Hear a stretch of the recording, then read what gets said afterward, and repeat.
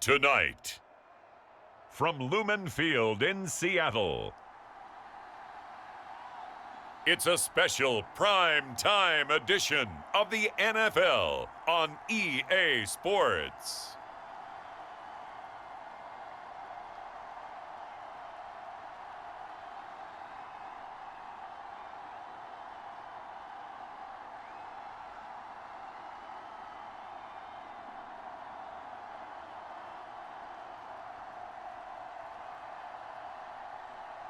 We'll see Russell Wilson and the Seattle Seahawks taking on Mac Jones and the New England Patriots. Renamed in late 2020, there's a look at Lumen Field here in Seattle, Washington. This crowd, as we've come to expect in recent years, as loud as any in the NFL, and they get even louder when their Seahawks are introduced. We're ready for football as the Seahawks get set to do battle with the New England Patriots.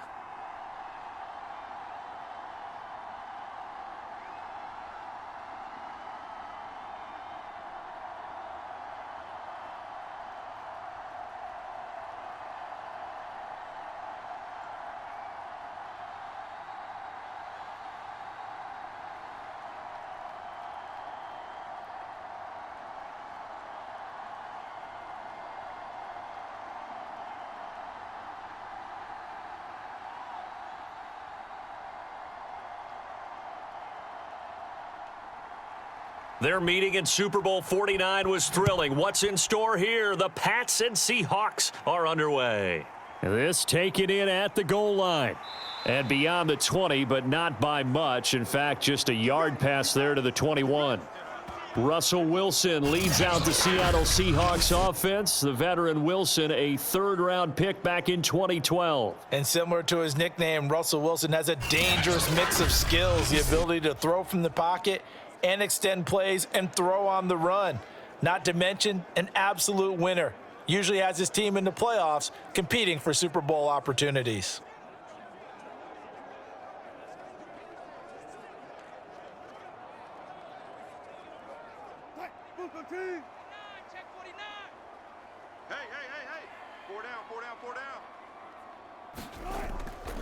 On the ground, this is Rashad Penny, and he finds some space past the 25 to the 27. 5 yards on the game's first play, second down. That's a really nice, tough run inside, and they gained 5 yards on it. And to be frank about it, most offenses don't expect to get 5 yards on a play call like that. So when they do, they go back to their huddle with a little pep in their steps. They're starting to think that they're starting to dominate the line of scrimmage. Now this one to his tight end out on the right side. And he's dropped just before the line to gain. 4-yard pickup leaves him with 3rd and 1. I know sometimes we can get fooled when we watch him make catches, as we just saw him do there, because he really looks like a wide receiver the way he goes about his business. Yeah, 230, 240 range. Yeah, not super huge. Maybe not counted on to be that inline point-of-attack blocker that we used to have in the good old days. But you can flex him out. You can run wide receiver routes with him. You can make him a primary target, and that's how he'll shred a defense. Defense had a chance to get off the field here on the opening drive, couldn't do it. I know that we go into these meetings with coaches, and sometimes maybe we can get, a little bit numb because they're always going to talk about how important third down is, aren't they?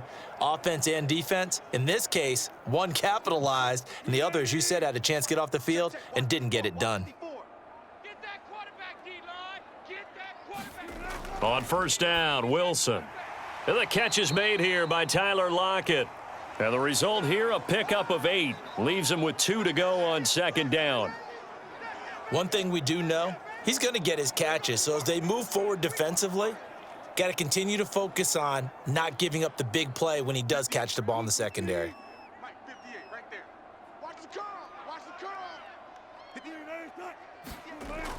On second down now, it's Carson. And he'll be brought down just shy of midfield at the 49-yard line. Well, one unit I know you want to watch is that offensive line. If they keep clearing holes like that, Could be a long night defensively. No doubt about it, because when they are in sync, as we're seeing so far, when that continuity is there and you can see that they're playing off of each other while controlling the defensive front and linebackers, you're exactly right. It could be a very long night for the defense because someone's going to run for some big yardage.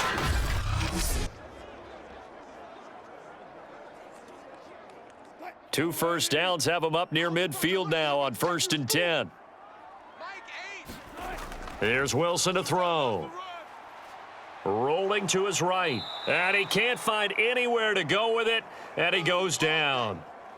Kyle Van Noy in there to get him. It's a loss of 5. Well, anytime you sack Russell Wilson, that's a win for the defense. But to get him here on his opening drive of the ball game, that's a really big win for that defense. And the goal every week, keep him in the pocket. Don't let him get to the perimeter, because when he's in the open field, not only can he hurt you, but also you lose sight of receivers downfield, and they'll hurt you with big plays. 2nd and 15.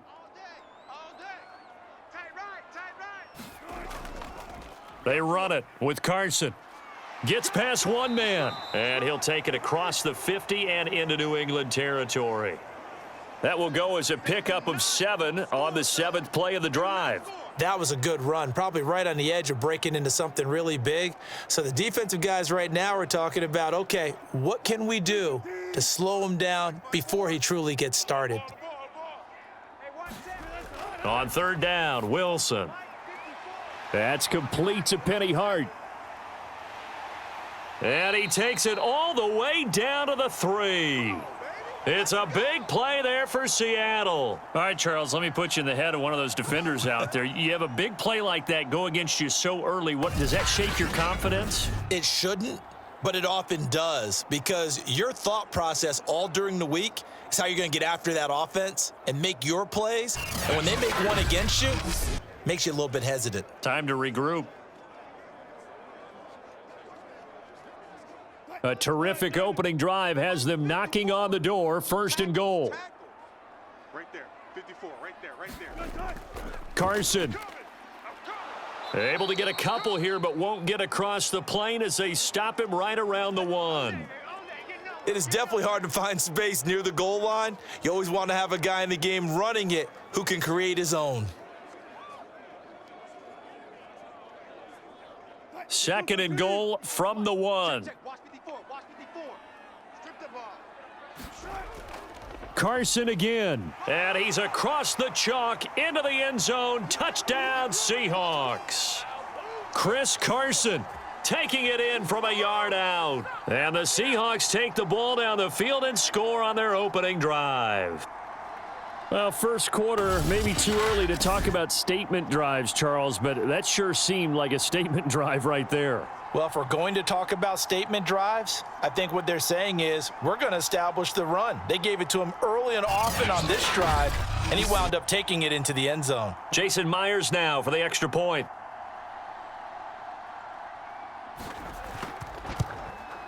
And this will give the Seahawks a 7-0 lead. So that one a pretty time-consuming 10-play drive. And it was all capped off by the Chris Carson touchdown run.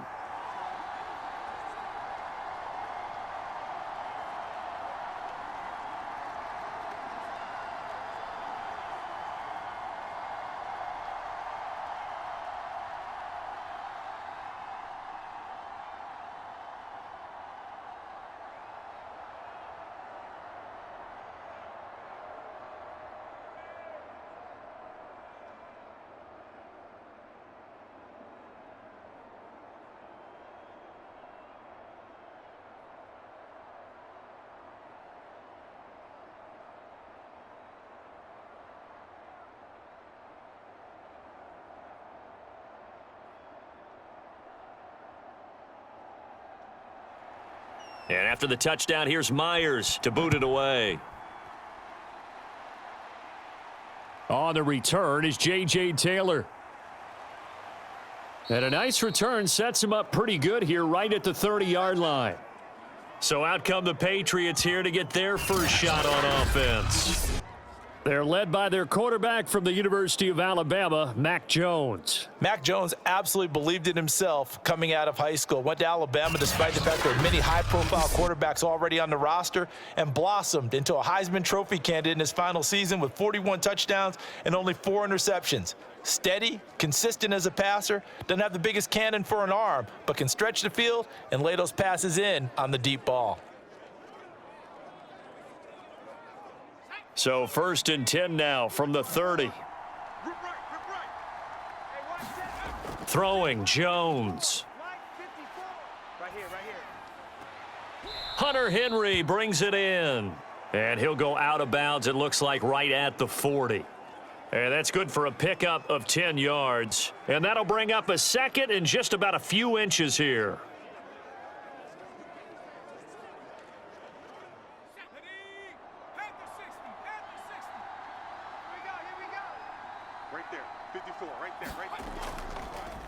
First carry for Damian Harris, the Alabama man. And he'll be taken down, but not before he works it past the 50.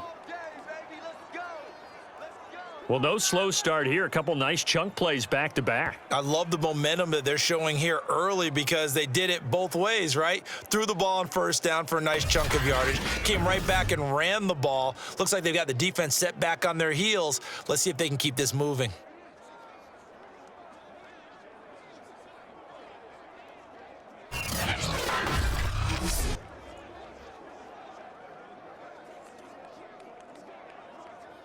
Back-to-back good plays have them on the move on 1st down. I'm coming after you. I'm coming after you. Now Jones. He'll get this to his tight end. It's Jonnu Smith. And past the 35, he'll be dropped a yard or two shy of the 30. Good job there to locate his tight end, Charles, in the middle of the field. Yeah, he has good pass-catching abilities, and if they're able to continue to find him here in the early going, I think it'll help out his teammates out on the perimeter. You can take the big shots later if he occupies their attention.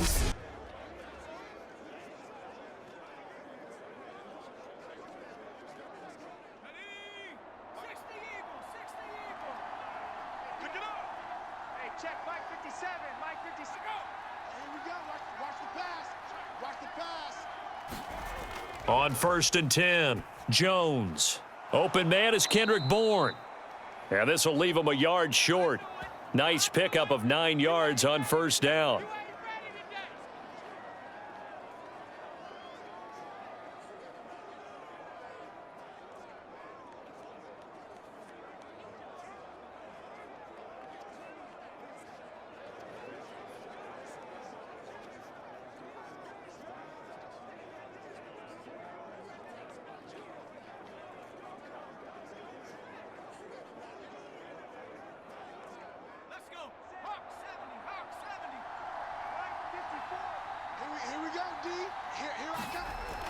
On 2nd down, this is Harris.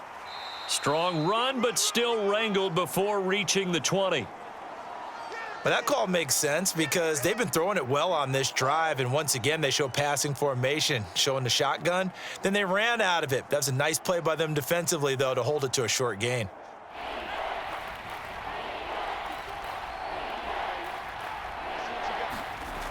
Off play action, Jones. Completing it to the right side, Johnson. And he will have a Patriots 1st down as they're able to get the 3rd down conversion.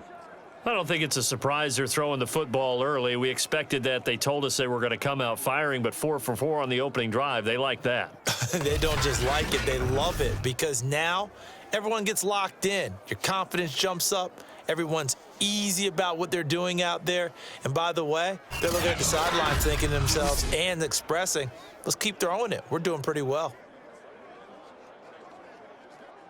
So from inside the 20, here's 1st and 10 at the 18. Inside the red zone here, they'll look to throw. Firing quickly here, and that's complete. And the Patriots are going to be set up with a 1st and goal coming up as they get him down at the 6-yard line.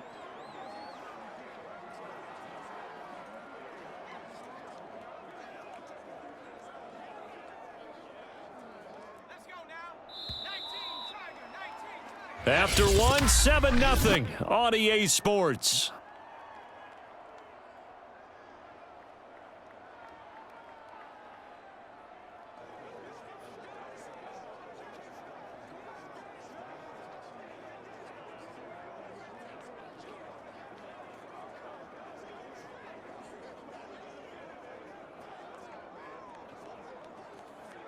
First and goal, and a chance to get that initial touchdown right back. Come get some. Come on here. Come. Operating from the gun, Jones. And it's intercepted at the goal line. Picked off by Sidney Jones. And the Seahawks are going to take possession here as they've got it at their own 4-yard line. Defensively that time, they were in zone coverage. As a rookie QB, what lesson can you learn there? Well, understand this. You saw zone in college, and the defensive backs reacted, but they don't react like they do on this level. So when they're in zone and they see the ball coming to them, they'll react at least a half a second faster. You've got to know where you want to go with the ball and be decisive with it. Otherwise, the end result can be something you don't like.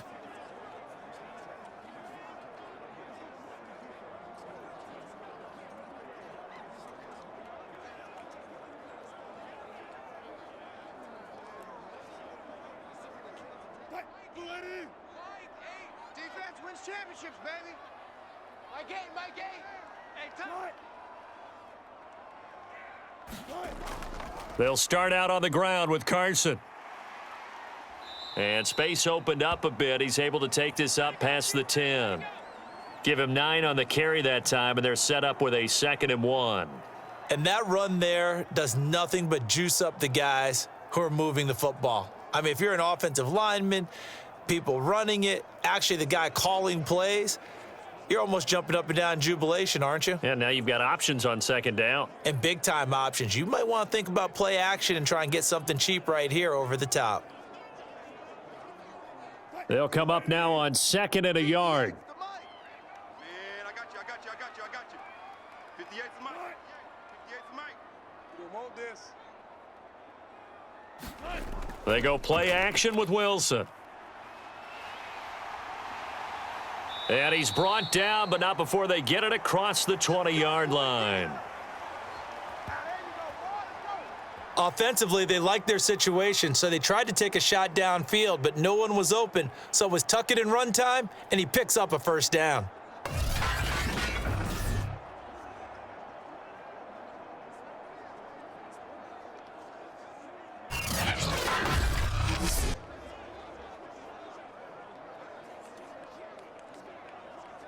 Back-to-back good plays have them on the move on 1st down. 58, right over there. Yeah. Mike, 58, right there. Now it's Wilson. That's complete to DK Metcalf. And they're able to get this one across the 35.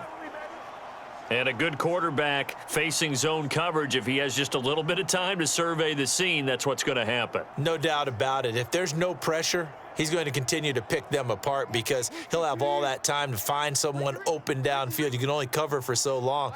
So maybe they want to go to a zone blitz scheme, get a little bit more pressure. Remember when Carolina did that against Denver? They lost the game ultimately. They dropped the defensive end out, and he ended up with an interception in that game in Super Bowl 50. Maybe some sort of scheme like that to try and get more pressure at the passer.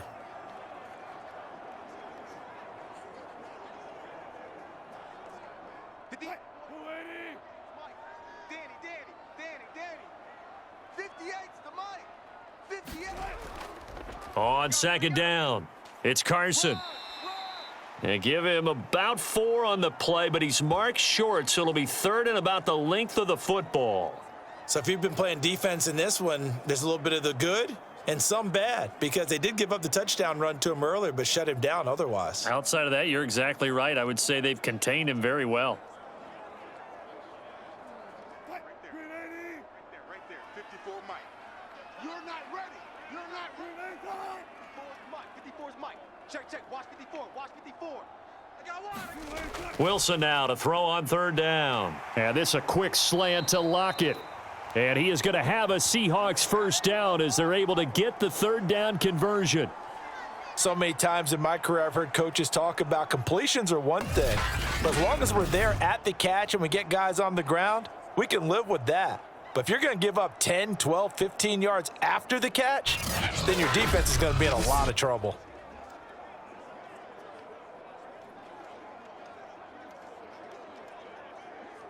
So into Pat's territory now. Here's 1st and 10 at the 38. This is Carson. And not a whole lot of room to operate there on the first down run. He gets maybe 3. Well, that's just a pile of bodies there, and that's when you kind of find out who's a tough guy, right? Who can stand up and make a play. It was only a 3-yard run, but for both sides, they had to walk away from that feeling like, okay, I can stand up when the going gets tough in here. They go back to Carson here on 2nd. And he works it past the 30, almost to the 25. 46 yards on the ground for him now on 9 carries. But they're getting ready to go to work now in prime real estate after that last run. Found his spot and picked up nice yardage, didn't he? And now he's got him knocking on the door of the red zone.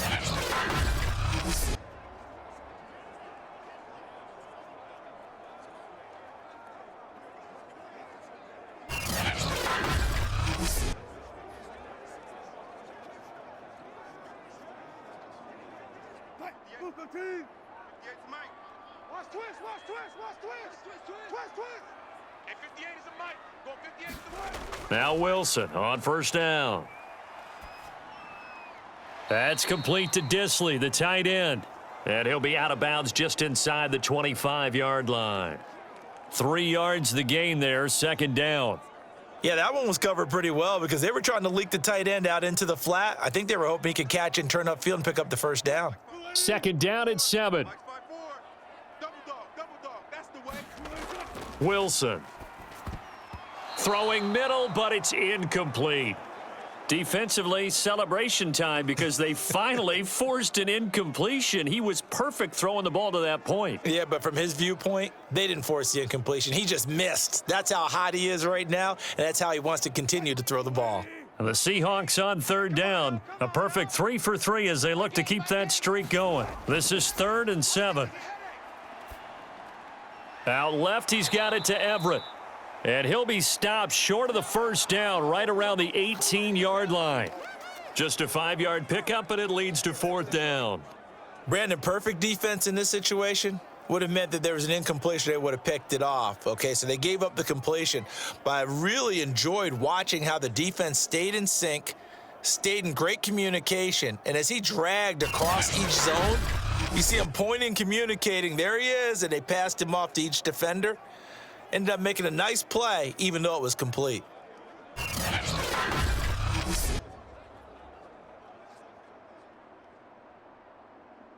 Pete Carroll looks like he likes his chances with the offense on the field. They're going for it on 4th. They run for it with Carson. And he is not going anywhere. They stop him for no gain. He needed 2, but he doesn't come anywhere close. And the Patriots defense is going to take over on downs.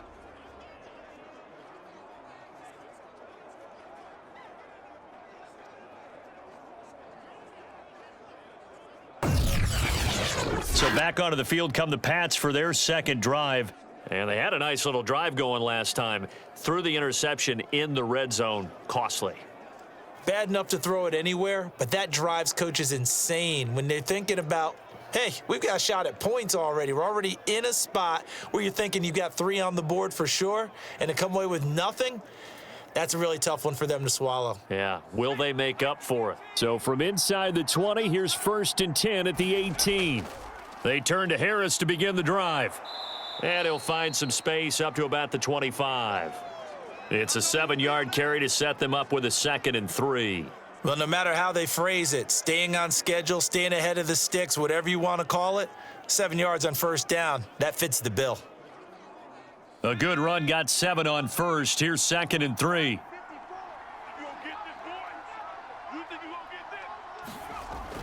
Back to throw. Jones. And his throw is incomplete. To this point, I've been impressed with the work defensively. They have not allowed a lot of receivers to run free. And there's another example, another incompletion.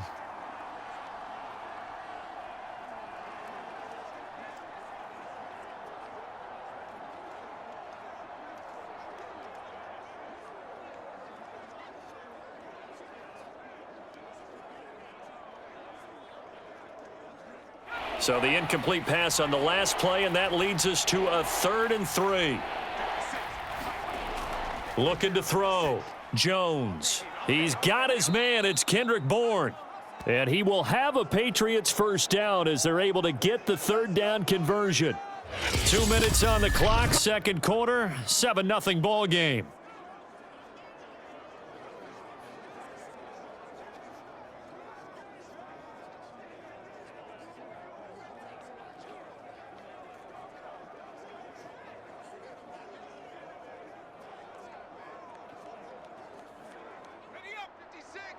A reminder that when halftime rolls around, Jonathan Coachman will have all the highlights and analysis of this first half of play from our studios in Orlando. Now a quick throw as that's complete on the hitch route. A good rally to the football keeps him to only a yard, and it's 2nd down.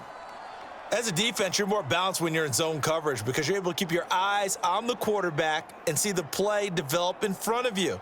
They're able to keep the quick pass in front of them and stop it right at the line of scrimmage. Looking to throw again on 2nd down. Jones throwing the out route and complete. It's Myers. And he'll be taken down, but not before he gets into enemy territory. But one of the ways that quarterbacks keep all the receivers alive in a play, never lock in on any one guy. Make sure you keep your eyes moving, scan the field, and here he finds the open guy for a nice pickup. They'll look to throw again. Toward the right sideline, but it's incomplete. Not only did he have a chance to scan the field there, it felt like he had a chance to scan it twice. The protection was that good. Unfortunately for him, the coverage downfield, equally good. 2nd and 10. Right there, 56. I got you. Again, he'll drop to throw. His throw incomplete. Feels like they're getting caught in between here because they didn't completions on 1st and 2nd down. Now you got to worry a little bit about the clock because you prefer not to give them another shot here in the first half. But if you don't pick up the first down, guess what? You're likely going to have to. Here comes the 7th play now of this drive as this is 3rd and 10. Back to throw again. And the throw there going to be incomplete. That was a nice job defensively of disguising their coverage and making it difficult for the quarterback to lock in on a receiver, and it results in an incomplete pass.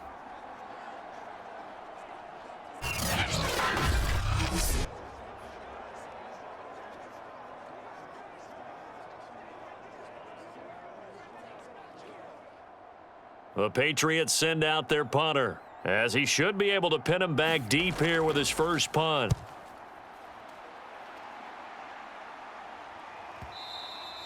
And not what he was hoping for there, as this will hit in the end zone for a touchback. Out comes Chris Carson in the Seattle offense. He's been effective so far, over the 40-yard mark here in the second quarter. Don't forget about those guys up front, though. They've been effective, too. The leverage game has been in their favor. They've been the ones who've been able to bend their knees, drop their hips, and get a little bit lower than the guys on the other side of the football, and they've moved them out of the way for the runner. Sometimes that's tough for those big fellas. Not an easy thing for them to do. Mike, get in the weight room. Get in the weight room. Mike, get in On 1st and 10, it's Wilson. He'll find Metcalf. And they're able to get this one across the 35. Now the Seahawks going to use the first of their timeouts as they'll stop it with just over 40 seconds to go in the first half.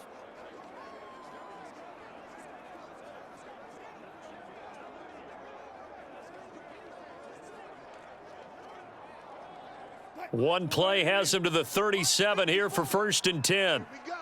Here we go. Here we go. Right there. From the shotgun, Wilson. Room to run past midfield. And finally brought down right at the midfield stripe. Now the Seahawks call the second of their 3 timeouts as they stop it here with just under 40 ticks to go in this first half.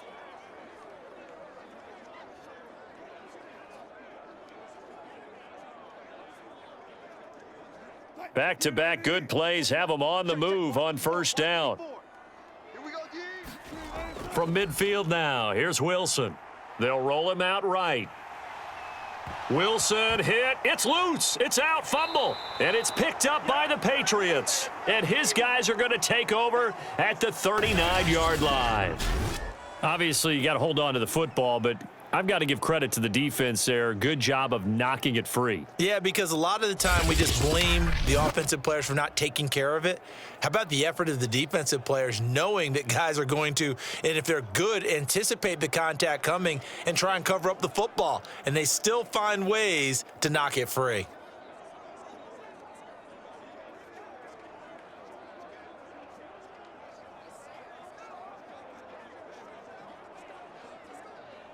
Very good starting position for the Patriot offense as they come up 1st and 10 at the 39-yard line. Following the fumble recovery, Jones complete. Hunter Henry with a grab. Now the Patriots going to use one of their timeouts as they'll stop it with 27 seconds remaining here in the second quarter.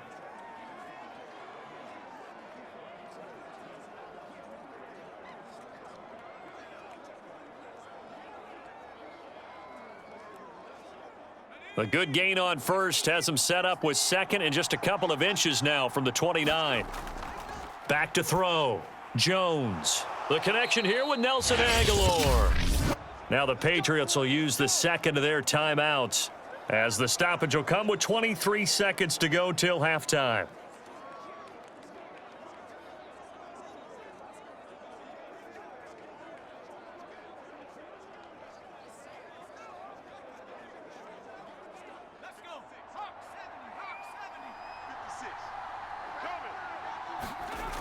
Now a play fake here on first down.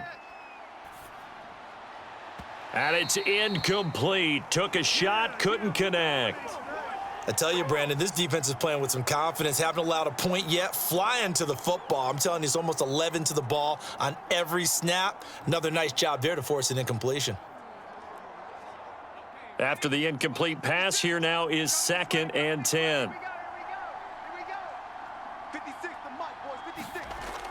They'll stick with the passing game as he looks to throw. Looking left side, and he's got a man. That's Smith. Now a timeout signaled for, and they'll get it with 10 seconds to go before halftime.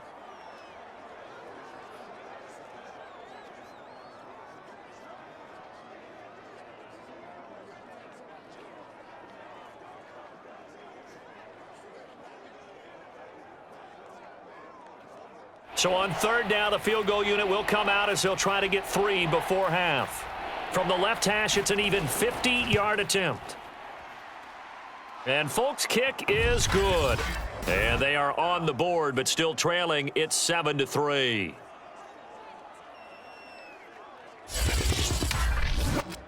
So they wind up turning the turnover into points as they convert there for 3. Yeah, that was a nice job there to force the fumble. They recover, hand things over to their offense, and then the offense went down and got them 3. That alone, that's not enough to win a game, but both units able to do their jobs on these last 2 drives.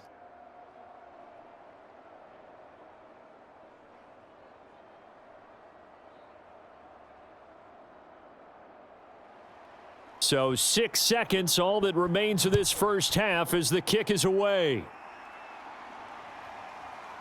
Reed going to bring it out of the end zone. And he'll get it up past the 20 to about the 22.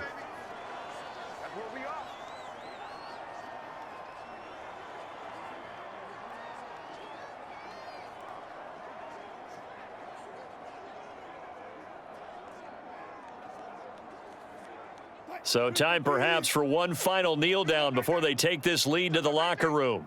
My game. It's just me. He'll take the knee, and the final couple seconds will tick by in this first half.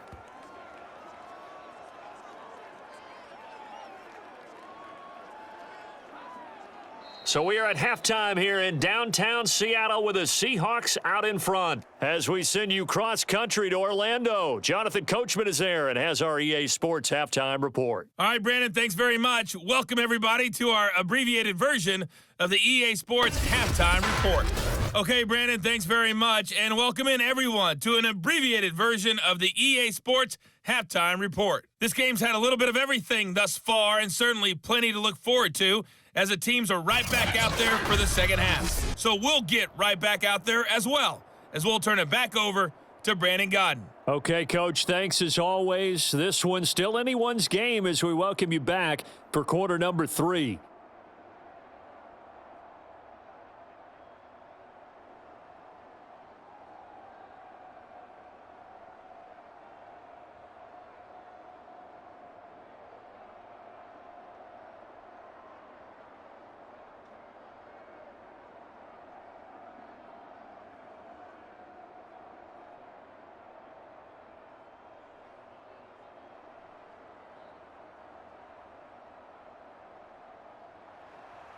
The Patriots trailing here, but they will have the football first as the third quarter is underway. Taylor now from the end zone. And they'll get him down inside the 30 at the 27.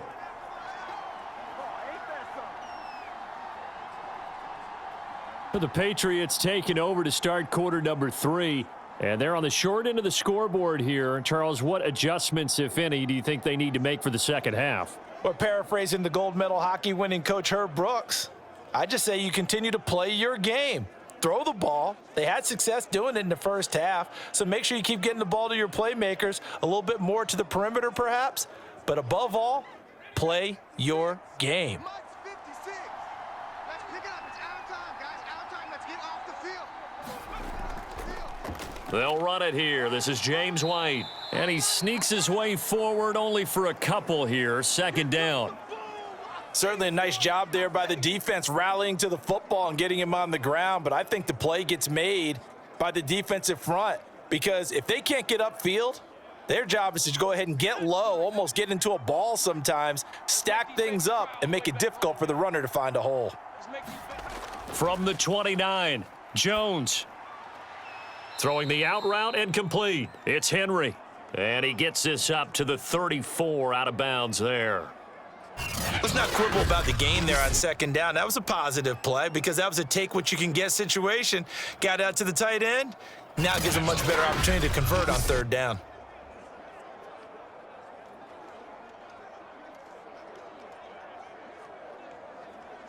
The heavy set out there. 3 tight ends in the formation for 3rd and 3. Looking to throw. Jones. Right back to Henry, and Henry's got it again. And he will have a Patriots first down by a couple of yards as they're able to convert here on 3rd and 3. They brought in a heavy set on third down, and that usually means running play, but we have seen them throw out of that formation, and sure enough, they snuck the tight end out on that one, wound up hitting him for a first down.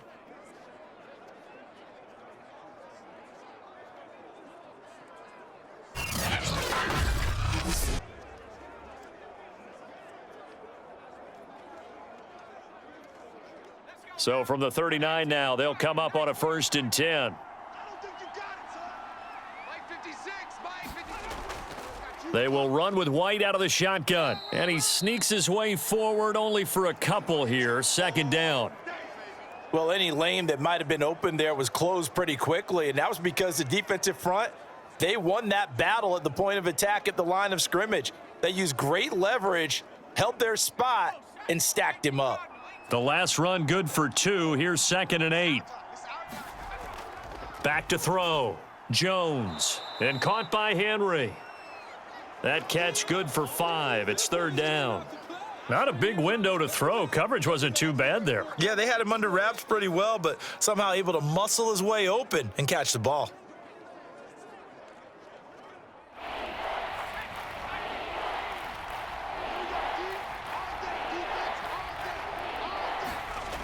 Now Jones. Off play action. And he's going to drop this down to Harris, middle of the field. And he will have a Patriots first down. It's a gain of 6 that time on 3rd and 2. Caught that look from you there, partner. I think we're on the same page on that one. Just his first catch. I think we both thought he'd be a little more active in the passing game. Let's see if that's the start of them trying to get the ball to him a little bit more here in the second half.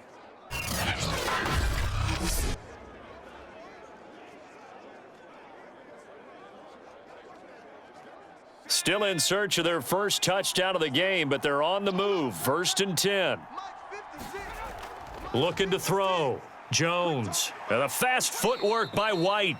Takes this to the 45. Not much space after that broken tackle. That catch good for only a couple. Boy, that one was well read defensively. And this is all about diagnosis as a safety and being decisive, because he saw it setting up in front of him, able to knife through there and make the play. Crunch. Single. From the 45 on 2nd down. Jones. And this is incomplete. From the snap, he certainly looked like he knew where he wanted to go with the ball, but surprise, that guy was covered. So that took his attention elsewhere to no avail. 8th play of the drive forthcoming, and they need 8 yards on 3rd down. Back to throw. Jones. Let's go, D. Big series right here. It's caught on the right side at Smith. 2 yards is all they'll get on the completion. It's 4th down. Let's just make this one simple. Could he be any more open than he was on that play? Yeah, they lost him going to the outside. Hard to believe, because you go through your accounting on each and every defensive snap. Who's got who, what defense you're in. That was totally a blown coverage. Here's Jones. Throwing on 4th down. And it's incomplete. They cannot convert, and they turn it over. Boy, it looked like he had it and dropped it. And the Seahawks are going to take over the football. And he'll have a tough time living that one down. It's one thing, Charles, to drop a pass. It's quite another to drop it on 4th down. And so many teams work on that in terms of locking in on those key downs. You know, you and I have both been to practices where we've seen, hey, 3rd down situation, big 3rd down alert, lock in here. 4th down play, make sure you focus just a little bit extra. It didn't pay off in that situation. Wilson and the Seahawks take over now, 1st and 10 at their own 43.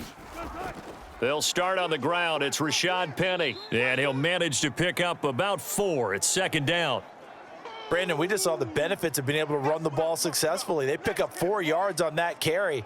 So now if you're a play caller, you can do just about anything you want, but on the defensive side of the ball, you're scrambling a little bit. Now you're behind trying to figure out, do I need to blitz him? Do I need to pressure him? How do I gain an advantage on this snap? To throw on 2nd and 6. Wilson working the middle here. That's complete to Everett, the tight end. And taking it across midfield and just shy of the 40. And defensively, they were in zone coverage there. Do you have to be a little careful? You're losing, playing against a good quarterback like he is, to not play too much zone? Yeah, you have to be careful about how much time you're giving up. I think it's a good point you just brought up. So maybe if you still want to play zone, you go to a zone blitz scheme. And you can drop anyone out of your defensive front, defensive end, defensive tackle. It doesn't matter. You just exchange someone to bring more pressure towards the quarterback and still try and cover downfield. 56 yards on the ground for him so far. That's a really nice job by them picking up the run blitz and detecting it and blocking it and turning it into a nice run. And a lot of times you think if you blitz a running play, you're going to smother it. But a lot of the blitzers, they come in a little bit high. They don't have great leverage, and they're easily blocked and turned to the side. And he's out of bounds. Almost gets to the 10.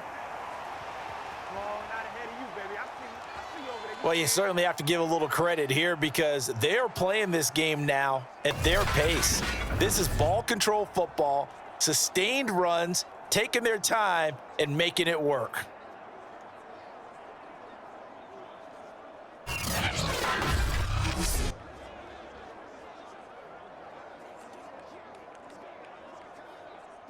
From down at the 12, it's 1st and 10. Here's Wilson. Left side here, taken in by Metcalf. Touchdown! Russell Wilson on target to DK Metcalf. And the Seahawks add on to their lead. And this is what coaches talk about, never being satisfied. No matter what the lead, always trying to increase it. You never know what can happen in this NFL.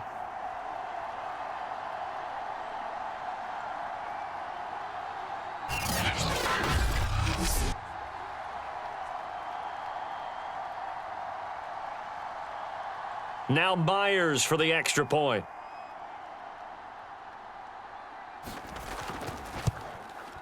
And this one's right through to make it a 14-3 ball game.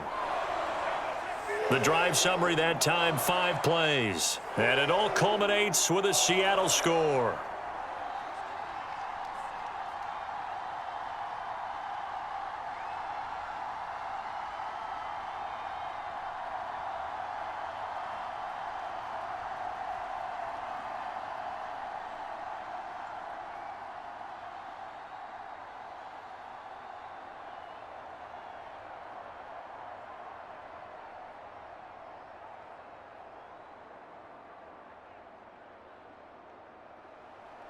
And after the touchdown, here's Myers to boot it away.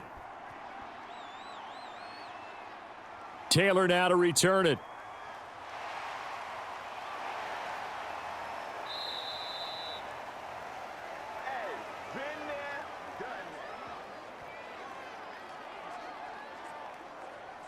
New England trying to get a place on offense. And last time out, went for it on 4th down, turned it over, gave him great field position, turned into 6 points, so they've got to recover here, Charles. It's amazing what one decision can do in the chain of events, right? The decision to go for it on 4th down. Caused all of that. It caused every bit of it, but it showed confidence. Hey, I've got confidence in you guys. Go pick it up for them. Didn't happen. Also showed confidence in the defense. They didn't pick up their end of the bargain, so now they've got to come back out and start over and rebuild that confidence. Check, check, check, check. They go play action here on 1st down. Completes it to Aguilar. And they work this well upfield across the 45. Well, that was a fun one to watch right there. A nice in-breaking route and plenty of room in the middle of the field. And he was able to get behind the linebackers and grab the completion for a really good pickup.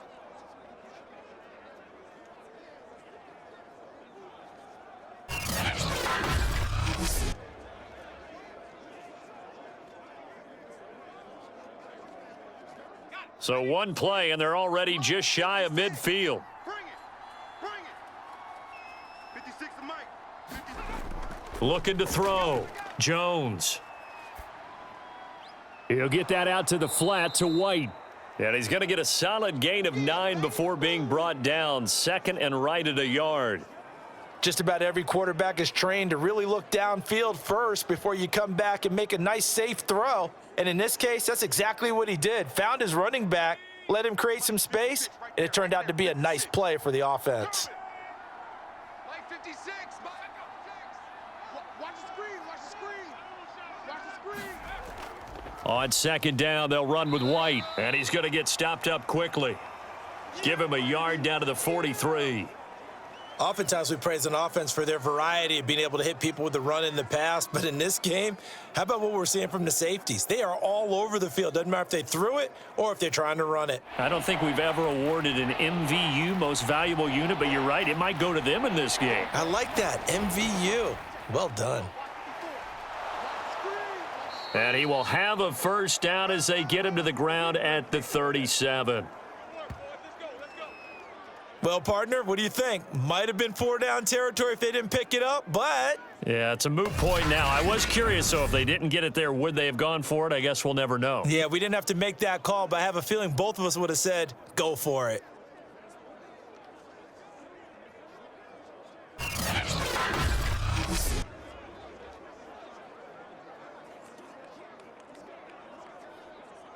Still in search of their first touchdown of the game, but they're on the move. 1st and 10.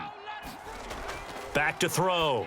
Jones. And the timing a bit off that time as that one falls to the ground. They've given up a few 1st downs on this drive, but getting the incompletion there, that should give them something to build on and maybe turn the tide.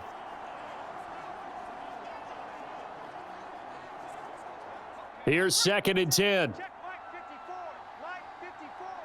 Check the outs. Check the outs. Check the outs. Looking to throw. Jones. Over the middle, complete. That's Harris. And this will go as a gain of 7 as he gets it to the 30-yard line. 1 quarter remains here on a Sunday night. We'll return with more after this. You're watching the NFL on EA Sports.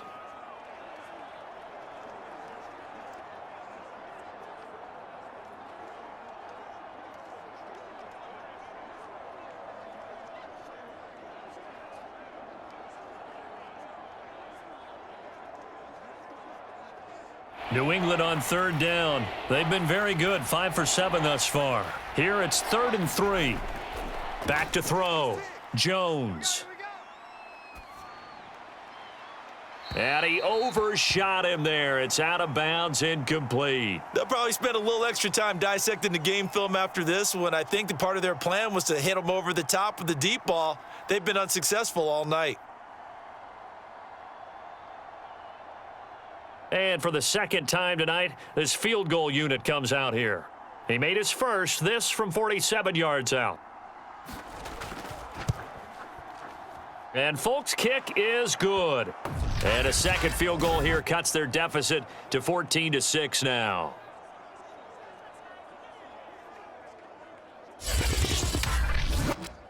All right, so they needed 2 scores to get back in the game. The field goal there, maybe not exactly what they wanted, but the necessary first step. There's still time remaining, and there's enough time to get it done. They've got to get it the least a 3 and out here to get the ball back, preferably a takeaway.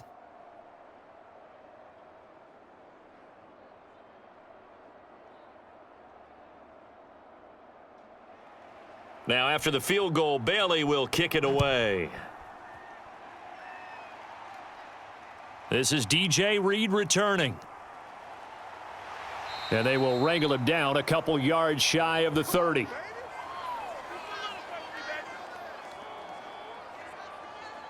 And the Seahawks get ready to trot out on the field. Their lead back down to 1 score after the field goal a moment ago, so they'll be looking to string together a few first downs, likely on the ground as they begin 1st and 10.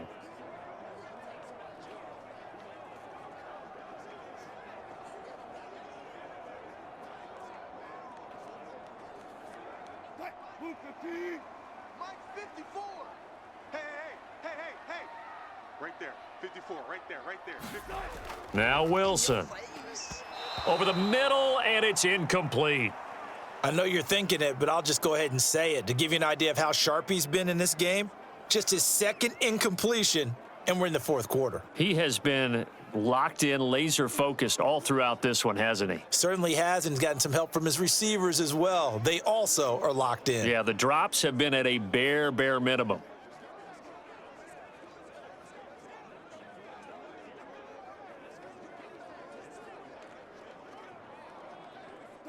So after the incompletion on first, now 2nd and 10.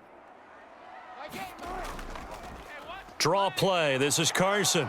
And he'll get about 4 across the 30 to the 32. That's it. That's what you want. Straight ahead positive gain. Just keep that clock ticking.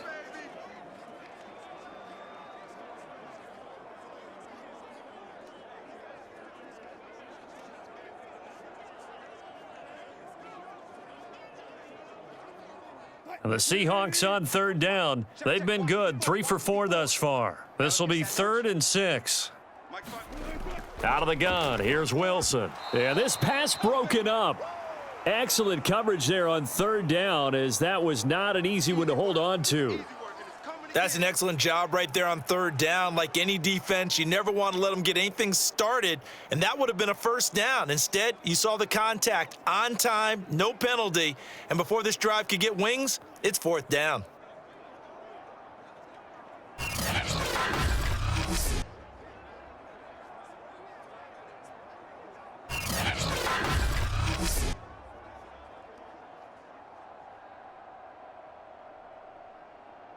Now here's Michael Dixon as he's on to punt for the first time tonight.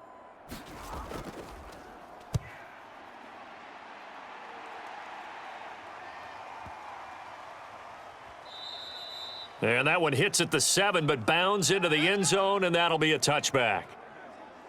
The Patriot offense now set to come back out onto the field.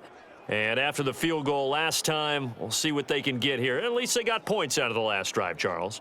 I never met an offensive coach that didn't want to drive to end with a kick. Most of them want to end with a PAT, right?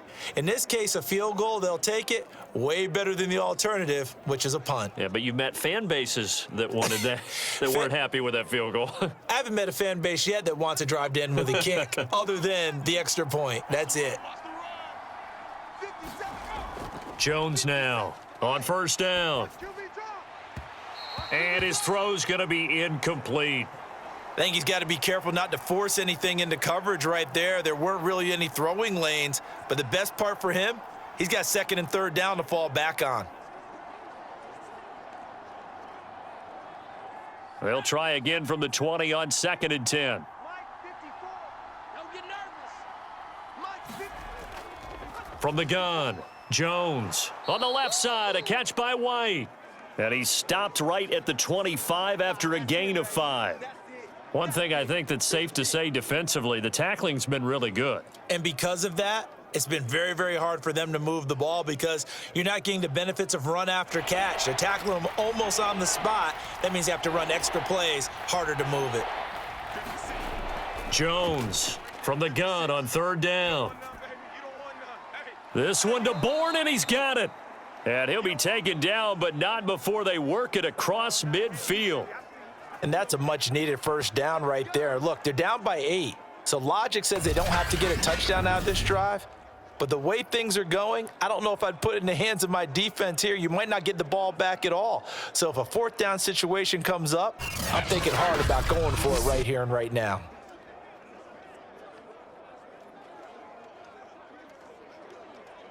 So from Seahawk territory now, it's 1st and 10 at the 48-yard line.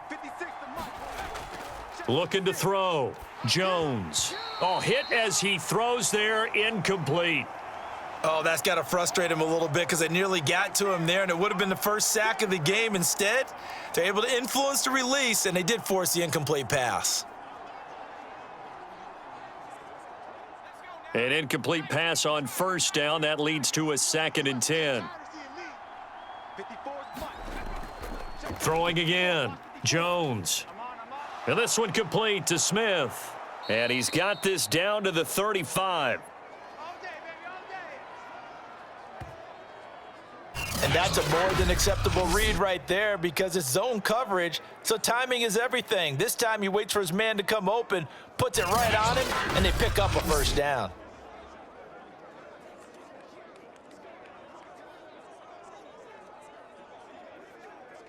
Ball up to the 35 now as they come up on 1st and 10. Back to throw. Jones finding Bourne here over the middle.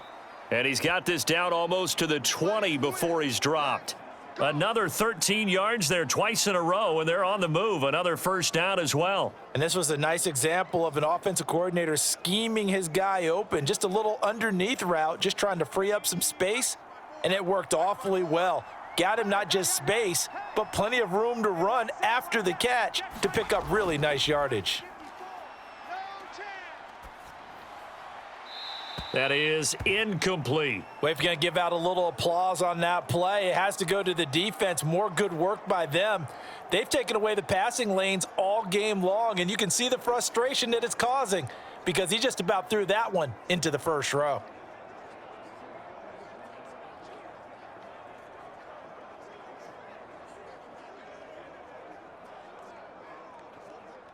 So after the incompletion, 2nd and 10 from the 22. Right there, 54, right there, 54. Looking to throw. Jones. Complete. It's Henry. And he'll go out of bounds in the red zone just inside the 20. 5 yards. Now it's 3rd and 5. That's a staple of this offense. Drag route to the tight end. Yeah, he was unable to use his size to break off much more yardage after the catch, but still an effective gain nonetheless. New England on 3rd down. 6 conversions and 9 tries. They've done a great job of picking these up. This will be 3rd and 5. They hand this off to Harris. And he's got the first down as he gets it to the 8. I definitely like the play call. You don't expect it on 3rd and 5, 3rd and 6, do you? You expect a pass play. Had a little courage there to call the run, and boy, they were successful.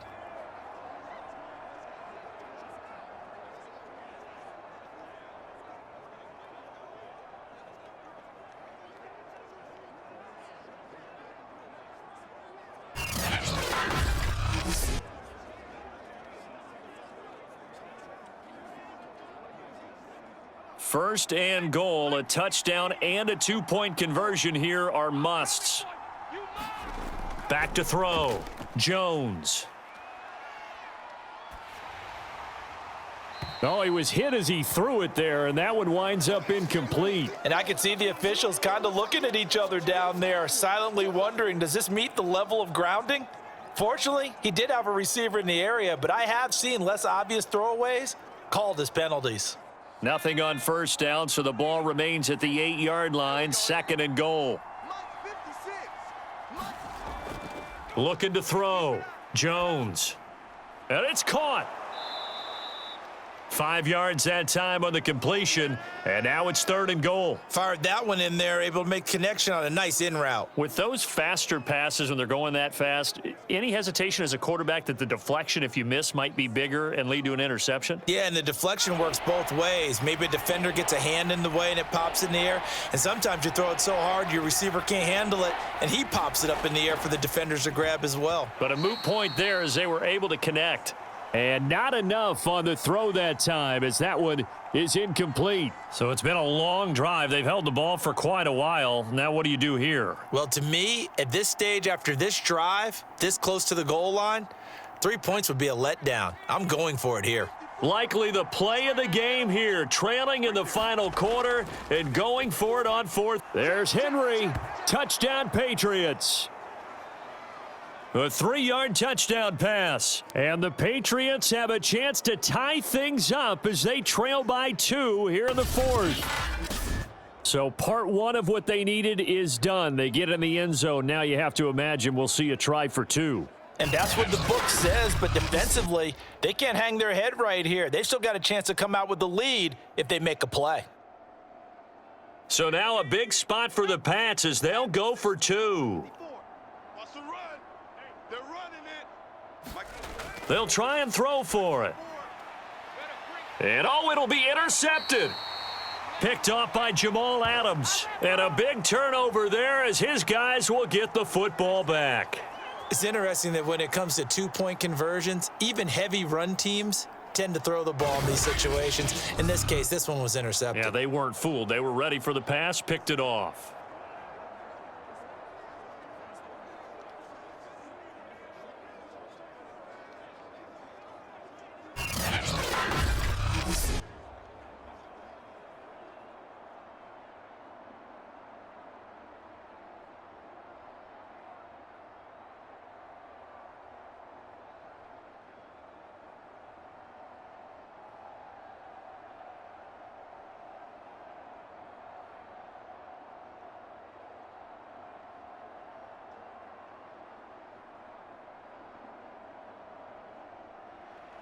Bailey now to kick it away after the touchdown. Reed going to bring it out of the end zone.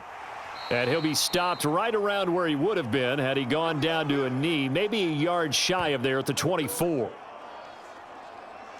Yeah, we will get another look at Seattle's offense. After the touchdown we just saw, we have a brand new ball game. And now look at the situation. You got plenty of time on the clock. Defensively, they have 3 timeouts. So do you run the football here or do you throw it? I think you have that full conversation with your offensive unit, and you tell them, here's the situation.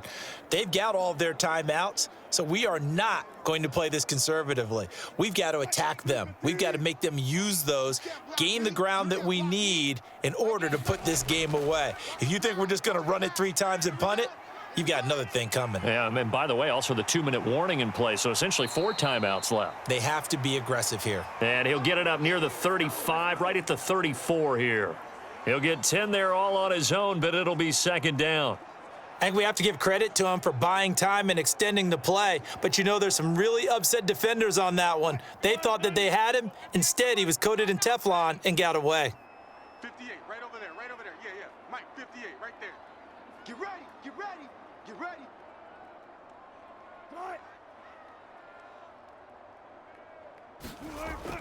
On 2nd down now, it's Carson. Now, that's the way to do it. Hand it to someone with vision and good footwork and add in a little bit of power, and you find a way to pick up first downs.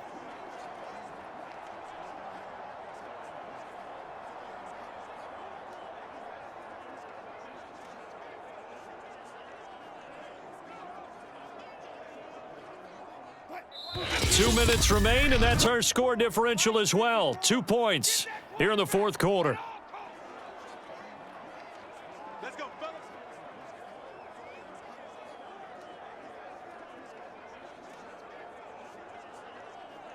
So it's Seahawk football as we march toward a conclusion. They've got a 1st and 10 as they look to try and finish this one off. Here's Carson. And unable to get downhill there as he'll take this up to about the 37. And now right out of the 2-minute break, we'll get a timeout used defensively with 1:56 to go.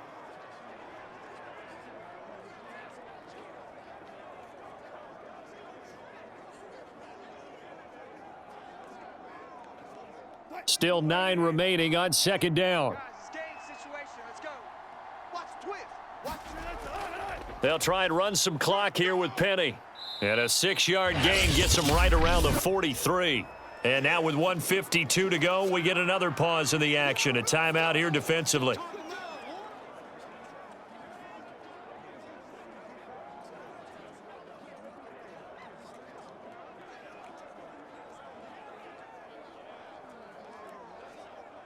An extra corner comes on now for the Patriots D on 3rd down.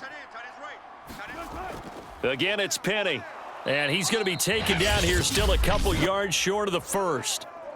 The Patriots will take their 3rd and final timeout as they'll head to the sideline and talk over what to do next.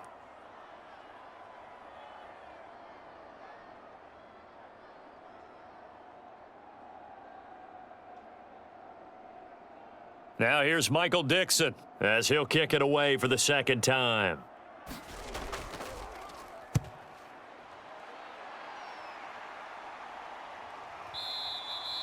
Now this is going to carry well into the end zone for a touchback. So now Jones and the Patriots down by 2, just over 1:40 to play. Needing at least 40 yards, you'd have to think, to have a shot.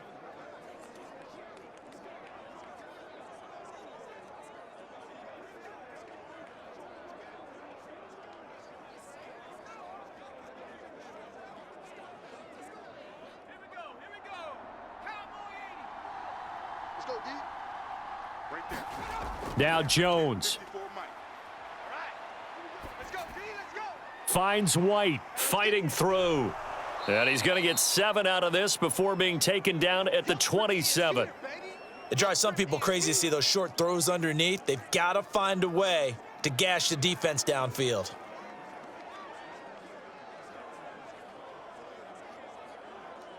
Now the Patriots moving quickly, hustling up to the line. Check, check. Watch 54. Watch 54. Jones. Let's go. We got this. We got this. He'll drop it underneath to White. And down he goes, but he takes it up to the 40. And here we are in the 4th quarter, partner, and watch them drive for what would be a go-ahead touchdown.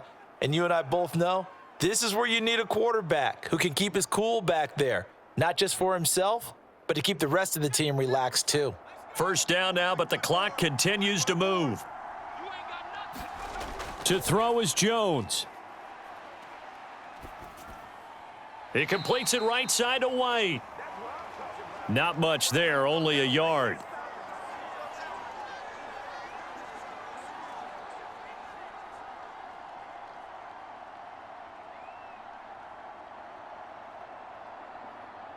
Now they got to get to the line quickly. Jones. Line 54. Here we go. Here we go. He's going to let it fly. The ball popped in the air and intercepted. Picked off by Quandre Diggs.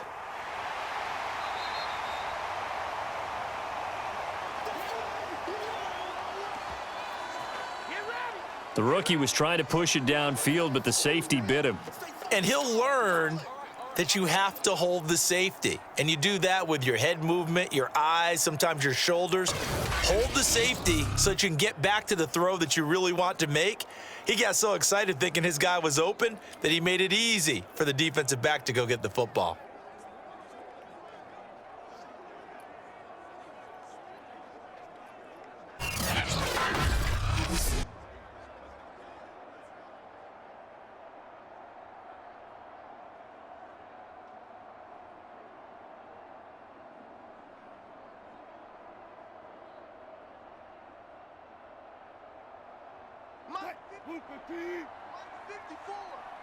I can't believe they let you play. I can't believe they even let you play. The Seahawks in victory formation as they go ahead and take the knee.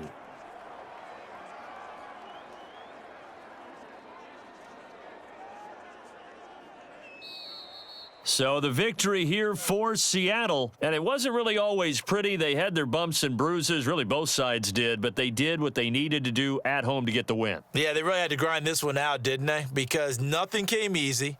Every snap was a major league brawl. They had to win at the line of scrimmage, win downfield. They got all those things accomplished. But to win a close one like this, you know, every team wants to be physical. We've heard that a million times, right? But those who are mentally tough, those are the teams that you have to deal with in the playoffs. This was that type of a game.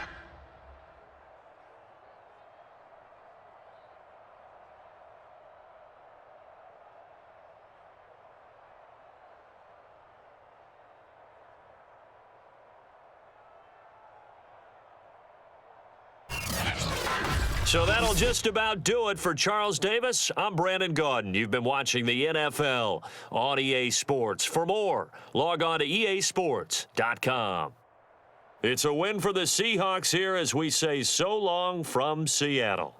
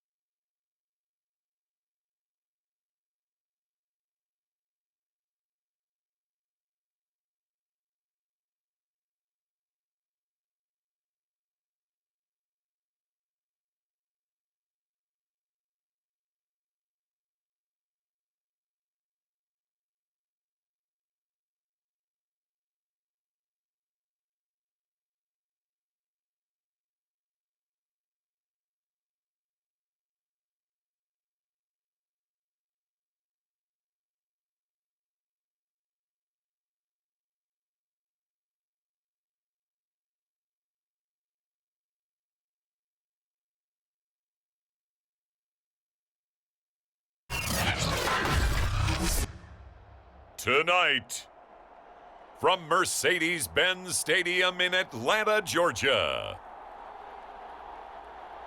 it's a special prime time edition of the NFL on EA Sports.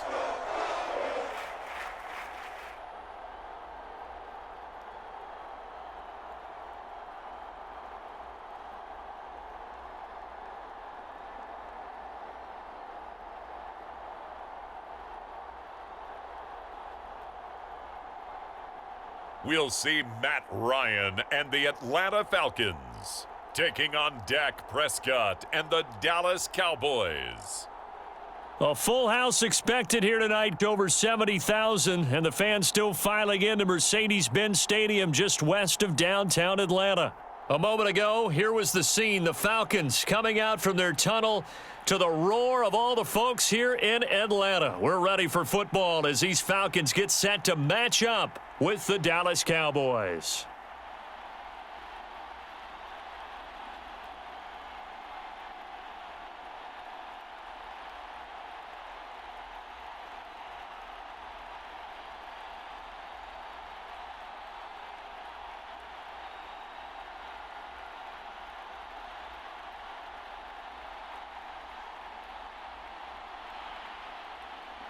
Greg Zuerlein now. He'll handle the honors to get us started. And we are underway from Atlanta. Cordero Patterson to return it, bringing it out of the end zone. And this return will net positive as he gets past the 25 and up to the 27-yard line. Matt Ryan, the longtime Falcon, a veteran who's been in the league since '08, ready to guide this Atlanta offense. And when you start with listing a guy's accomplishments like Matt Ryan's, all these years in the league, near the top of the league in completions and percentage, touchdowns each and every year, has won an MVP, taken his team to the Super Bowl. You're talking about a guy who might be finished, but he still has gas left in the tank. Big right arm, great leader, the face of his franchise.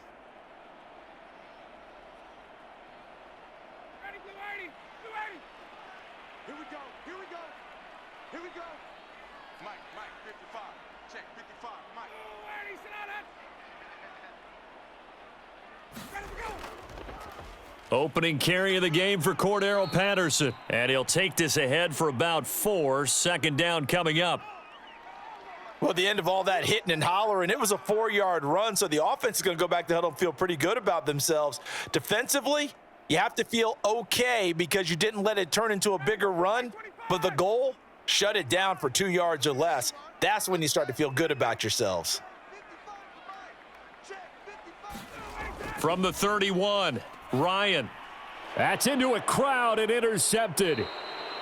Picked up by Leighton Vander Esch. And he's able to get it back to right around the 27. Time for Dak Prescott of the Dallas offense to go to work. Prescott, of course, the former 4th-round pick in 2016 out of Mississippi State. It's been a lot of fun watching him advance in his career. Many people question his ability to throw the football coming out of Mississippi State. He's conclusively answered that question. In addition, a very strong runner and an even better leader.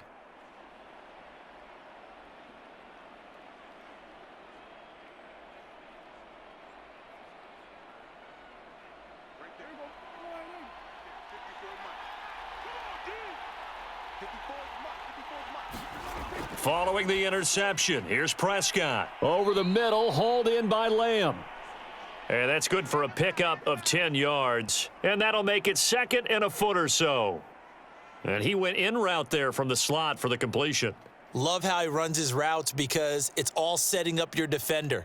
Give him a little something one way, take it the other way. Head and shoulder fake. Sometimes you make one step to the outside, then break it inside. Really well run route. To the left side and complete for Amari Cooper. Yeah, the Cowboys are going to have a 1st and goal as he's taken down at about the 8-yard line.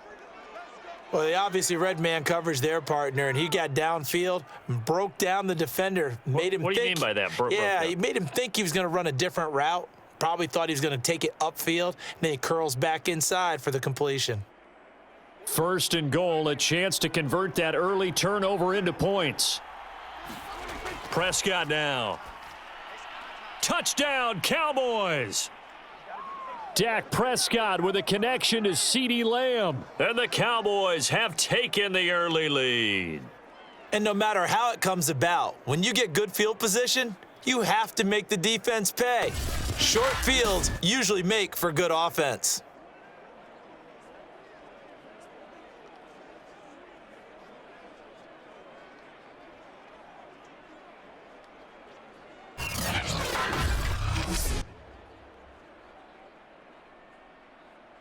Now Greg Zuerlein on for the extra point.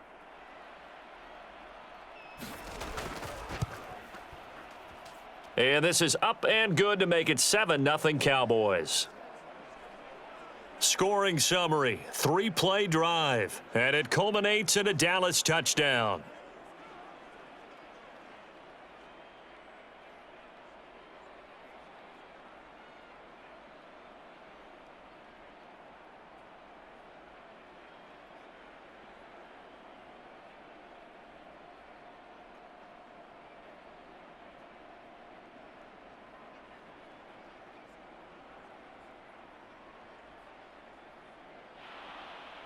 Now after the touchdown, it's Zuerlein. He'll kick it away.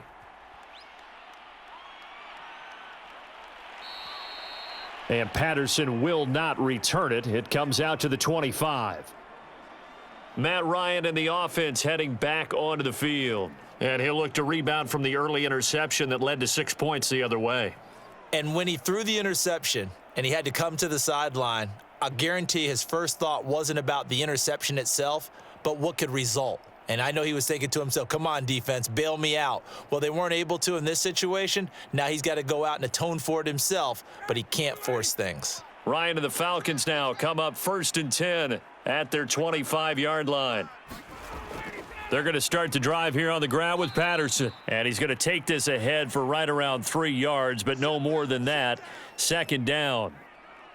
Yeah, I don't know if it's exactly a win-win, but if you're on offense, you'll take that kind of a run, all right? It was kind of stacked up, found a little bit of yardage, and frankly, they're pretty close to staying on schedule on offense. The playbook is still open for the coordinator.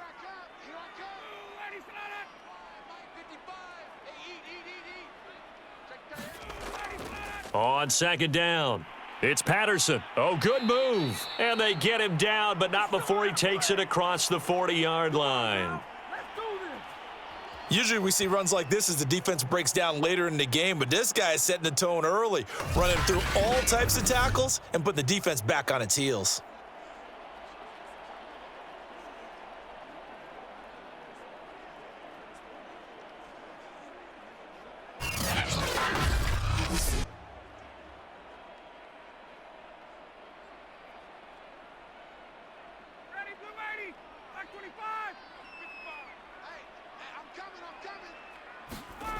Now Ryan on 1st down.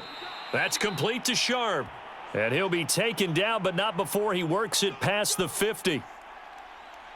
Well, coaches always talk about finding balance on offense. I don't think you can get much more balance than this. Big-time run, big-time pass. A 1-2 combination. Looked pretty good. How about that? Let's see if they can continue to take that kind of a punch, though. On 1st and 10, it's Ryan. And he takes a shot on the release as this will be incomplete. Well, we always talk about how you've got to be quick when you go through your progressions, and here's another prime example. Trying to look downfield, he was standing in the pocket, but just couldn't find anyone open, could he? No, not enough time. They hit him and forced that incompletion. So now 2nd and 10 after the incompletion on 1st down. Patterson on the carry. Pushing through the contact. They get 6. That'll leave them with 3rd and 4. All right, Brandon, I know we're in the early going here, but those kind of runs, they're going to open up a world of opportunities for this offense going forward.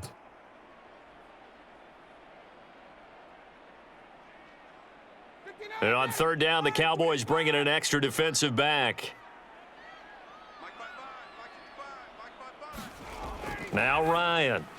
And this is going to be incomplete. How about this defense? They came up with a couple of big plays in this sequence, and none better than the one right there, forcing the incompletion and bringing up 4th down.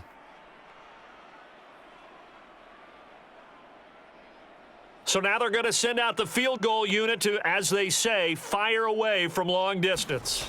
They'll spot it at the 47, so call it a 57-yard attempt. That's running out of steam, and it won't get there. He left it just short, no good, and this score will stay right where it is.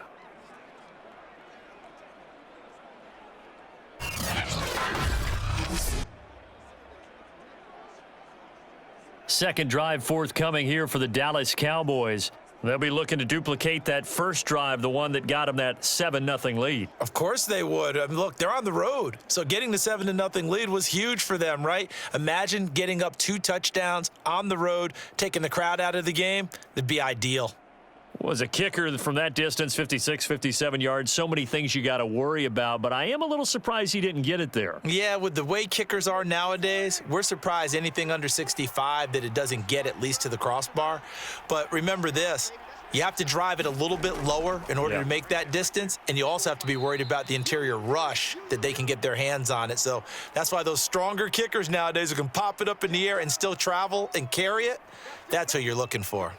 That was a pretty good job defensively to hold them to a 2-yard run, but I've got to think this offensive line, they're asking their quarterback for a different type of a run, one that they rely on, one they have confidence in, one they feel like they can block. From just shy of midfield, Prescott. Got an open man. It's Michael Gallup. And he's able to take it across midfield before going out of bounds. That catch good for 5. It's 3rd down. One thing you're hoping for when you run drag routes, You're able to hit a receiver in stride, and he can pick up a lot of yardage after the catch. But in this situation, the defense was effective, able to stop him before he could get a good head of steam going. 3rd and short yardage, Prescott. And that is incomplete. They went with the dime look that time on defense, just flooded the field with defensive backs, blanketed everyone, took away all the passing angles, thus the incompletion.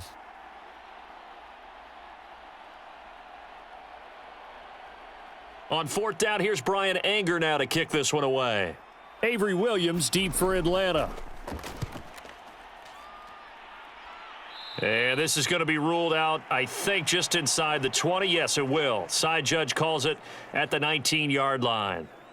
So out come the Falcons now. Last time out, they had that long 50-plus yard field goal that they missed. And I'm sure on their sideline, they're thinking to themselves, okay, do we still want to try one if we're in that position again? And I would dare say that the answer would be yes. They're going to have a lot of confidence in their kicker. But just to be on the safe side, I'm sure they told their offensive guys, can we get a little bit closer this time? Yeah, get a little closer. Yeah, you know, I'd rather get in the end zone first and foremost. But if all else fails, less of a field goal attempt for him.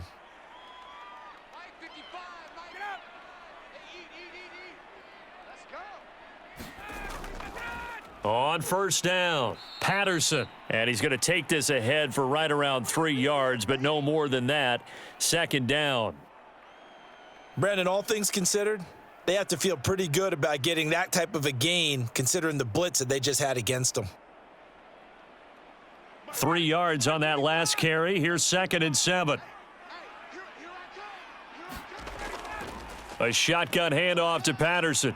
And he'll be brought down right at the 30 here. Well, they're making an effort to get the ground game going tonight. So far, it's working. I like what we're seeing from the offensive line. They seem to have the leverage going and they're controlling things and reestablishing the line of scrimmage, moving that defensive front backwards, but also like what the runner's giving us too. It appears that he's been waiting all day long to get out here and take off. So 1st and 10 now from the 30. They'll try the left side. It's Patterson, and he'll lose yardage here, going down back at the 28. 2 yards the loss, 2nd and 12. We think, Brandon, I like the intensity this defense is showing right here in these first few drives. They're not just holding the line because they're doing their job, but they're doing more than that, aren't they? They're getting a nice push into the offensive backfield. And a great example right there for the loss on the tackle.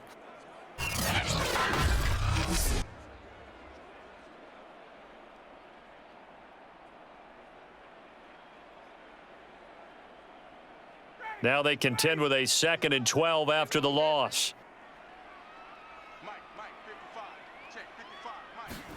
Here's Ryan. Over the middle, Sharp's got it complete. That was a nicely run slant route, and what the receiver's trying to do is make the defender think he's going upfield for a deeper route and then breaks it off, usually after about 3 to 4 steps, and cuts towards the middle of the field. And now what he's trying to do is use his body to keep the defender away from the football and give the quarterback a really nice target. On 3rd down, Patterson. And he won't be close to a 1st down as he runs into a wall right around the line of scrimmage. No gain there on the play, and that's going to leave him with a 4th down. I apologize in advance, partner, but the beefeaters on the interior of this D-line, you just know they were licking their chops on 3rd and short. And yes, they were rewarded with a tasty dish, stuffing that one short of a 1st down. Well, we got beefeaters licking their chops and tasty dish in one fell swoop. I did apologize in advance, didn't I? Yeah, you did. That line's not eating tofu. I'll tell you that much for free. Here's Thomas Morstead on now to punt it away on 4th down. CeeDee Lamb deep for the Cowboys.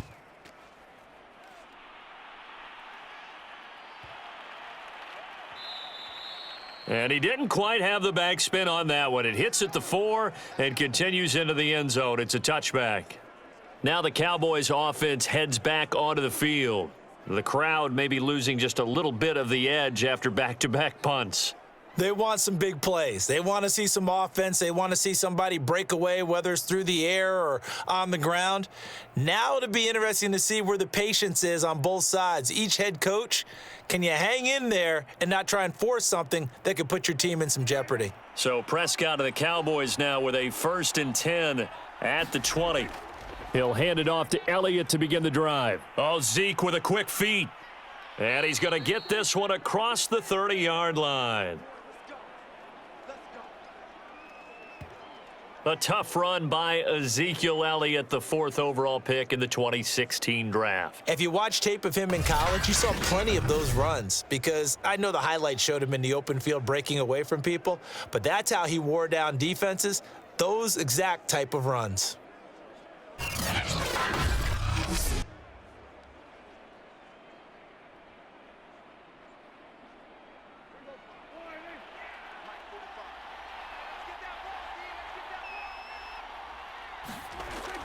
They keep on the ground with Elliott.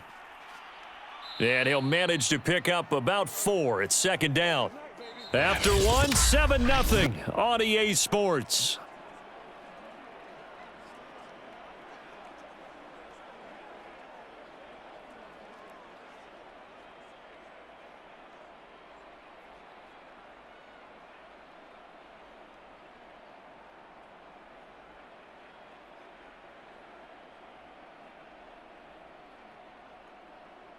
Following the pickup of 4, here's 2nd and 6.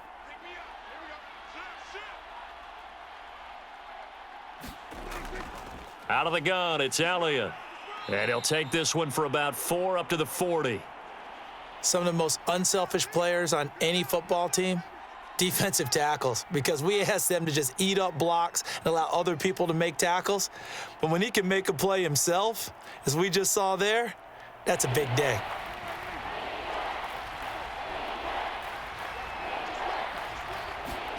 On 3rd and 1, here's Prescott. Open man, Lamb. It's complete.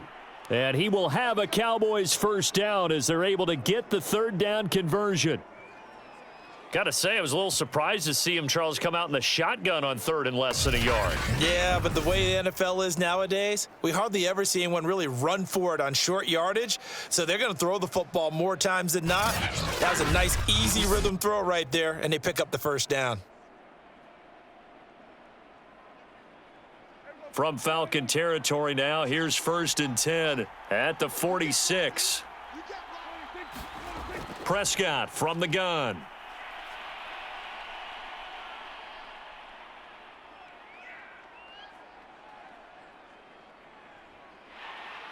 And eventually taken down here. Great coverage downfield. Grady Jarrett making his presence felt. He gets the sack. Well, remember, they had the nice gain on the previous play, but they just gave a lot of it back right there on that sack. Yeah, they get the sack, get back some real estate. Felt like the type of play that can spark a defense and swing some momentum. Almost felt like a take that type of a play, didn't it, partner?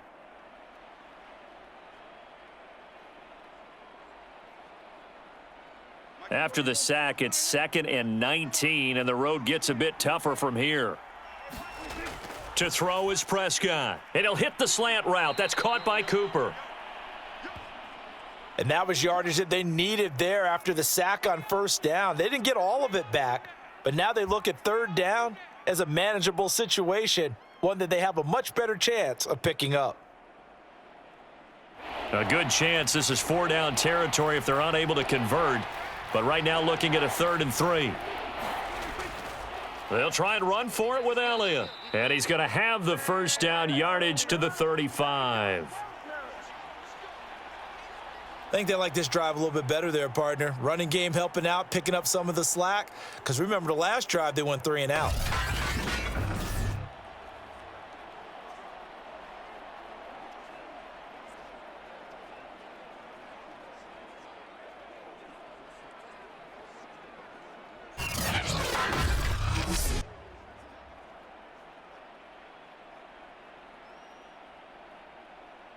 Ball up to the 35 now as they come up on 1st and 10.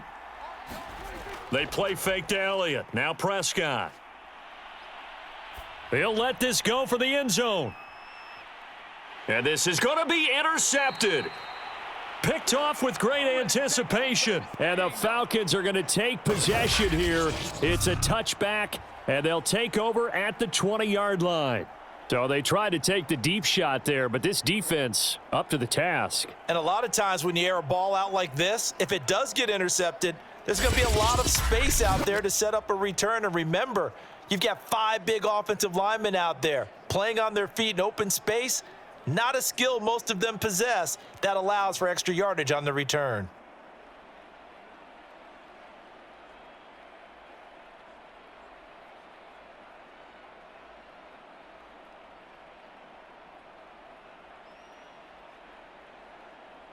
Ryan will bring the Falcons up now 1st and 10 at their own 20-yard line. Throwing to start the drive. Ryan looking right sideline, but it's incomplete. So much for the best laid plans and best designed plays. That was good coverage along the sidelines. No place for that one to get in there. It sails incomplete. After the incompletion, they'll try once more from the 20-yard line on 2nd and 10. Ryan. That is caught. It's Tajay Sharp. And he's got it past the 30 before he's hit and dropped. This has to go down as one of the simpler routes in the playbook, but oh so effective. Nice completion there. Keeps the sticks moving.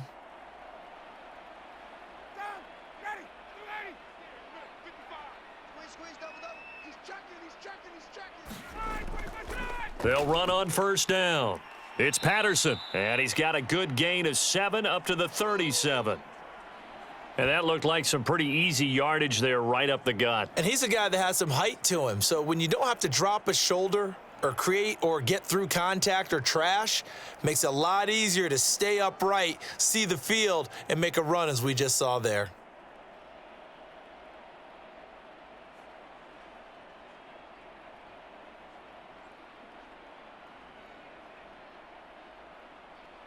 Working with a 2nd and 3.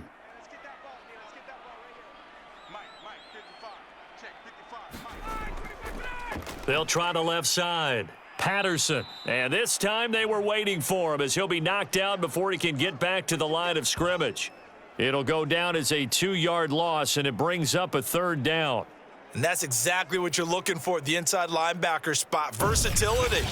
He can drop into coverage, or as he did on that last play, use his speed to get to the perimeter and knock the ball carrier for a loss.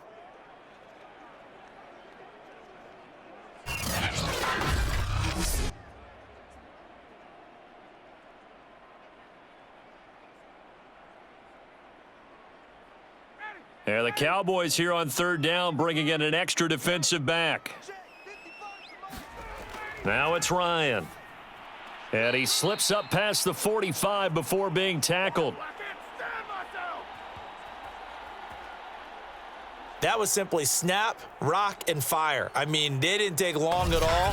Slant route, and I loved where he put it. He put on the body of the receiver low so that only he can catch it. Yeah, I don't think there was any magical formula there. Defensively, that's just tough to defend. Very much so, and that way it allows the receiver to keep his body in front of the defender and not allow him to go through him to knock the ball away.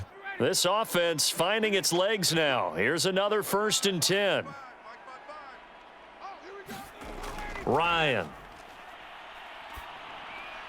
Open man is Kyle Pitts, his tight end. And he's brought down. And after that completion, you can understand why so many teams in the league are emphasizing speed on defense at every position. The tight ends have created so many tough matchups now. If you can't run with a tight end as a linebacker, this is going to be the result every time. On 1st down, Ryan. Right back to Pitts again. Give him 9 there on the 1st down completion. And Brandon, as you know, sometimes it's a lot tougher to run with these tight ends nowadays in the NFL. They're just bigger wide receivers. He lined up on the left side of the formation, ran a drag route across the field, and tried to work his way open. He was able to make the catch, but the defenders were there, couldn't do a whole lot with it afterwards. To throw again is Ryan. He's got his man Sharp, complete.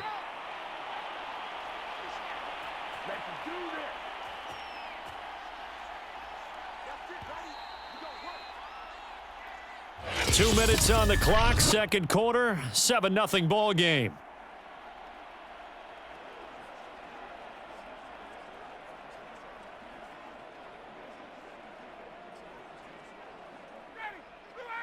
We remind you in just a couple of minutes we'll get you to Orlando and our good friend Jonathan Coachman. Coach will run through some of the numbers and the next-gen stats from this first half of football so far. Complete to Zacchaeus. That catch good for only a couple. Partner, it took a while for him to lock onto a receiver, and he finally found his man coming left to right across the formation. But by the time he got the ball to him, not much of a chance to turn upfield and make anything out of it. Second down and 8.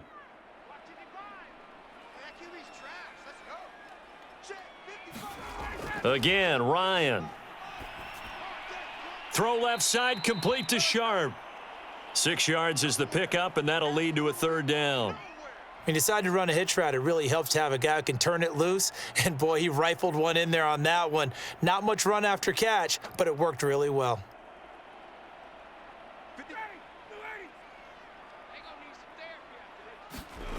Third and 2, now Ryan.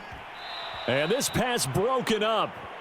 The contact well timed there, and now fourth down.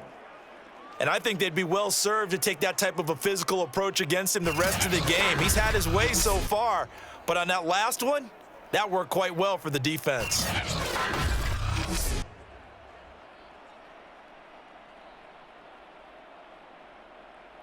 The offense staying out.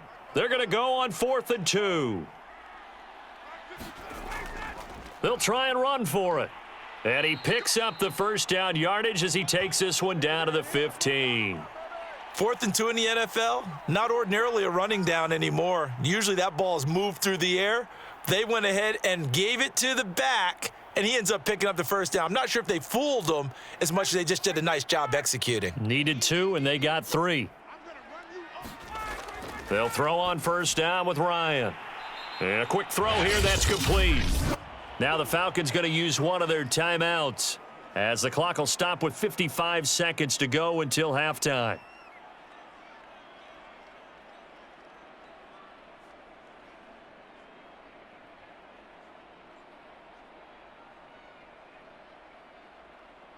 From the 5 now, 2nd and a yard.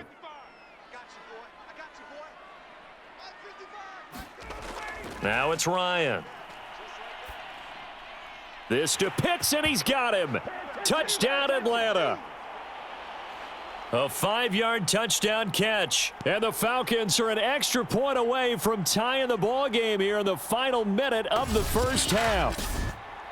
You get down near the goal line, this is where having a sure-handed tight end becomes a luxury, and it pays off big time, especially when the defense sells out against the run, and he finds himself open for an easy touchdown.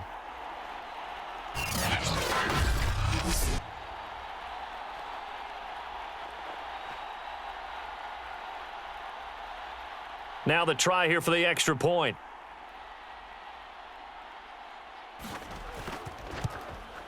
It's up and good, and we're tied at 7 here in quarter number 2. That one was an extended drive, 14 plays all told, and the Falcons score to cap it off.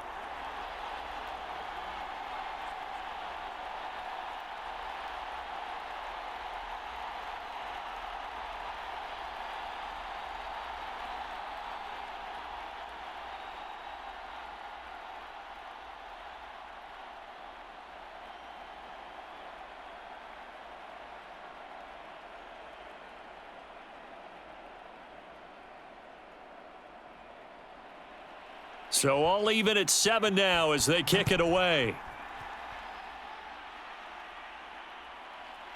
Pollard to return from the end zone. And he'll be stopped right around where he would have been had he gone down to a knee, maybe a yard shy of there at the 24. Dak and the Cowboys ready for their next possession. And it was his interception on the last drive that wound up leading to a game-tying touchdown. And somehow you can make this a positive, though. You know why? Game tied now. So you're not protecting a lead. So you're not playing that way. You've got to go get the lead again. So maybe it loosens him up a little bit and allows him to go ahead and be a little more free in his play.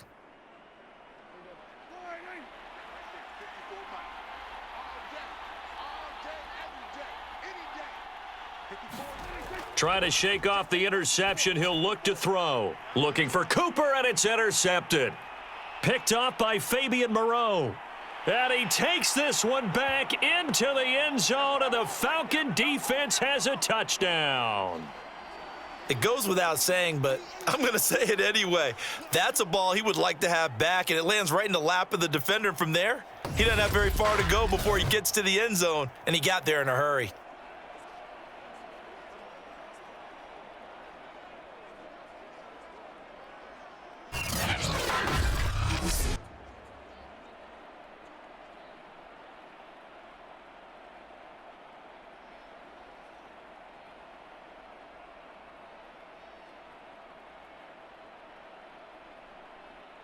Koo now for the point after.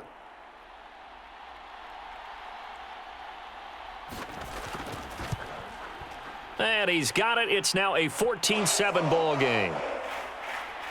A heck of a play there defensively, getting the interception, navigating his way into the end zone for the touchdown.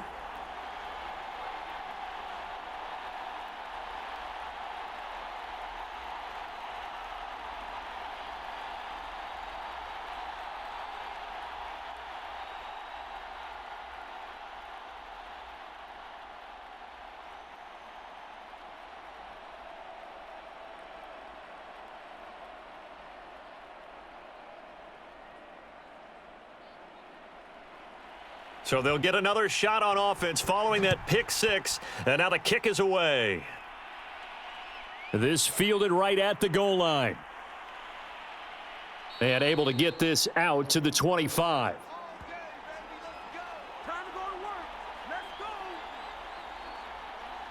The Cowboy offense going to head out now late in this first half. And with them trailing, there is still enough time to try to string a few plays together, maybe get into field goal range.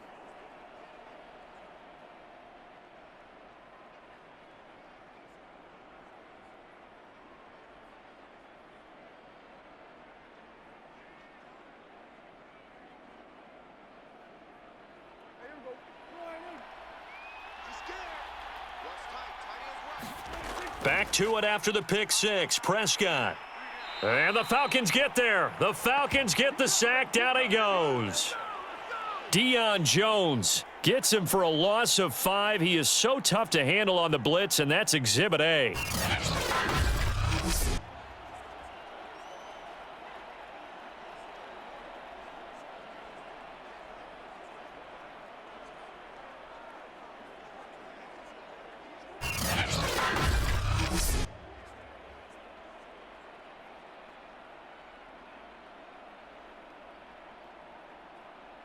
And you see the clock almost empty, so this is likely the last play in the second quarter. Final play of the half. Prescott. Throw left side complete. That's Elliott. And he'll have this past the 30 prior to going out of bounds. So we are at halftime here in Atlanta with the Falcons out in front. As we'll head down to Orlando, that's where we find our man Jonathan Coachman at our EA Sports Halftime Report. Coach. Okay, Brandon, thanks very much, and welcome everyone to this abridged version of the EA Sports Halftime Report. Okay, right, Brandon. Thanks very much. And welcome in, everyone, to this slimmed-down version of the EA Sports Halftime Report. This one has been a hard-hitting affair to this point, and you got to expect we'll see more of the same in the second half. And to bring the action your way, let's get it right back out to Brandon Godden. All right, Coach, thanks. Yeah, both teams likely to make some changes in what's been a closely fought battle to this point.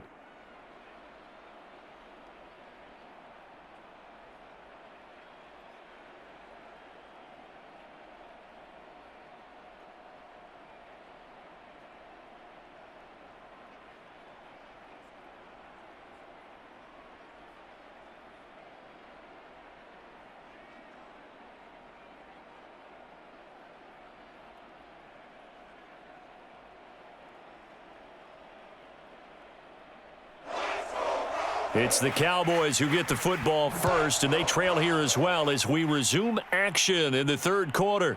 Taken at the goal line. And the tackle going to be made right there at the 25-yard line. Out come the Cowboys now as they'll go on offense first here in this third quarter. And they're still very much in this game, although they do trail. What's the game plan, Charles, for the second half? It might be a little counterintuitive because most people will think losing equals passing the ball more, but I'd establish the running game. They kind of went away from it in the first half. I think if they get back in balance, it'll help them when they put the ball back in the air. So Prescott of the Cowboys now with a 1st and 10 at their own 25-yard line. Off play action to Elliott. Here's Prescott. And that is caught on the right sideline, but out of bounds, says the line judge. The throw took him a little too far. It's 2nd down. You know, despite the scoreline, I think they've got to like where they are here. They're on the road and just one big play away from getting right back in this game. I'm going to follow right along with you because the spot they're in now is a credit to their defense. They've kept them in it by making the plays that they've made, and that just means you're one big score away from being right back there. Now the question is, can this offense step up and make that play? Because that's been an issue for them in this game.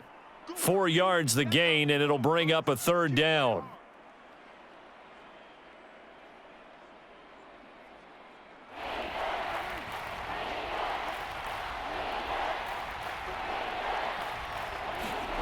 Here's Prescott.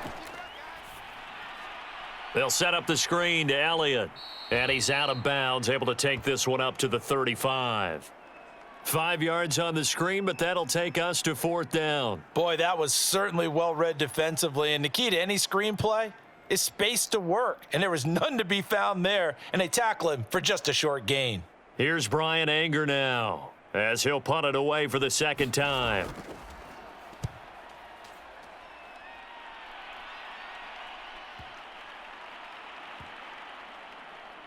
And a great job here. This is going to turn out to be a beauty. This is marked down at about the 3-yard line. They decide against going for it on 4th and 1, maybe to the dismay of their offense, but hey, a nice consolation prize down inside the 5. Nice consolation prize indeed. So maybe the offense is upset, but they showed confidence in their defense by punting it away.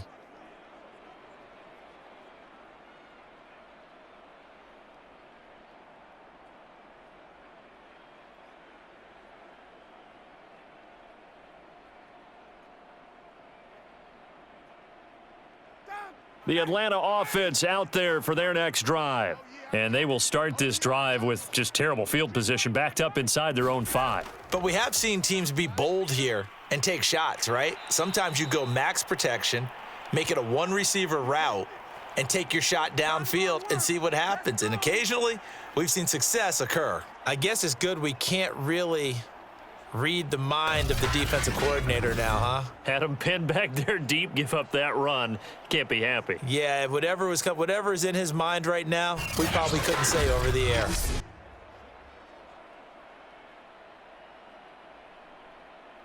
And now they have a little more space to maneuver from the 15, 1st and 10. Here's Patterson. This will be stopped about 2 yards shy of the marker. 8-yard gain, 2nd and 2. And there we saw one of the downsides of blitzing during a rundown because sometimes you get out of your gaps. You don't fit the run quite as well because you're headed towards the ball carrier with abandon.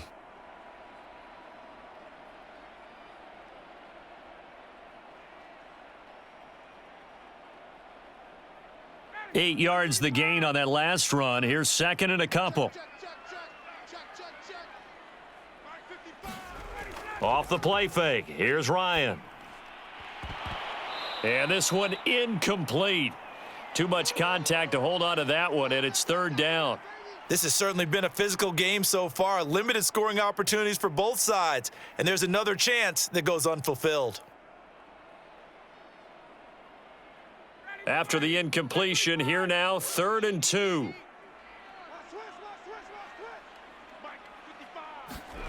Ryan now off the bootleg. And this time he's got the hook up. It's complete. And he is going to have a Falcons 1st down as they're able to get the 3rd down conversion. That's a play that will likely be forgotten when you talk about big moments in this game. But plays like this are critical to keep drives going. And if points result, we'll call this play significant.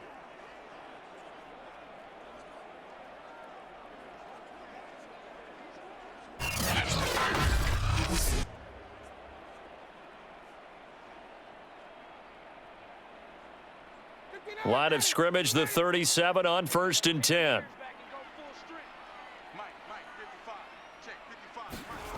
Ryan. He's going to have the hook up to Gage. And he slips up past the 45 before being tackled. You can see the time and effort and thought that they've put into their passing game because it was evident right there. It looks like a simple pitch and catch, but you and I both know that they have planned for this and worked hard to make it happen.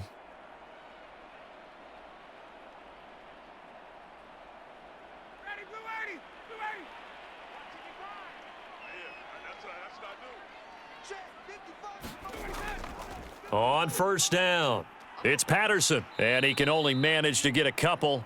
2nd and 8 coming up. Well, you know that old expression, it's not my night? It hasn't been his so far. I don't know if the legs are a little bit heavy. Sometimes having to hang out all day and play doesn't exactly play to your advantage, but it's been a tough go for him. And every time he looks up, somebody's there defensively. That was the same case on that play. From midfield now, here's Ryan. Wide open receiver complete. And he's going to have another 1st down here as the tackle's made at the Cowboys' 22-yard line. And that's patience to be admired right there because he looks left, looks right, and waits for the right guy to come open, spots him in the middle of the field, and delivers.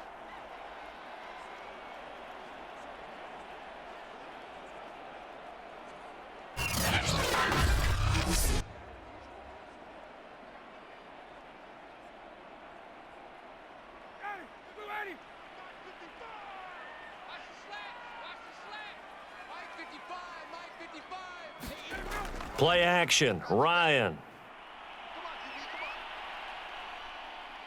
He's going to let it go deep for the end zone. And this one is incomplete. I like the thought process there. They connected on a big play, and sometimes you find the defense vulnerable.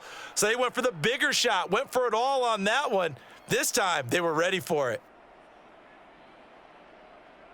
3rd quarter of a tight football game as we come up on a 2nd and 10. They run with Patterson.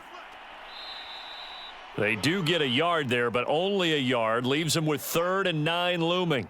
Ladies and gentlemen, that is a force of nature at the defensive tackle position. Yes, he's as big as they come, but still plenty agile. And he's able to make a nice play there to swallow up the ball carrier.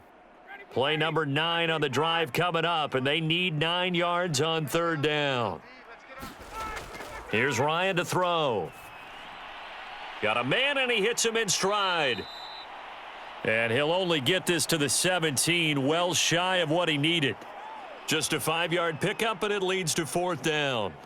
They didn't get the 1st down, but I have to say I do like the call. I like what they were trying to do. Try and hit your receiver on the run and see if he can pick it up, keep it on his feet, get a little rack yardage. Yeah, but a nice job defensively to get to him and keep him short of the 1st.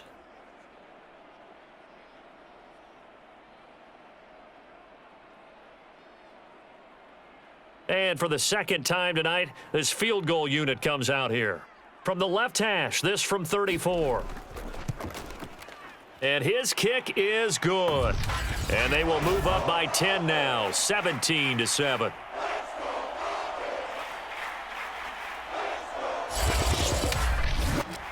So the lead grows here incrementally, but I think the way their defense is playing, you feel okay with just getting 3. They've definitely been stout so far, but now that can all change because if one guy gets loose for 70 yards, this is a different game. But as it stands, field goals are good. Just keep adding to that lead.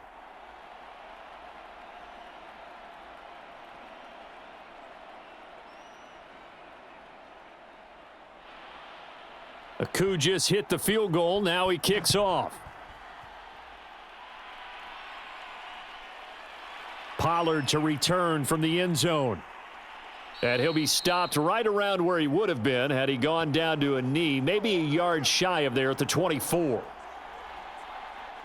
The Dallas offense back out onto the field. They trail by 10, 17-7 as they come up on a 1st and 10.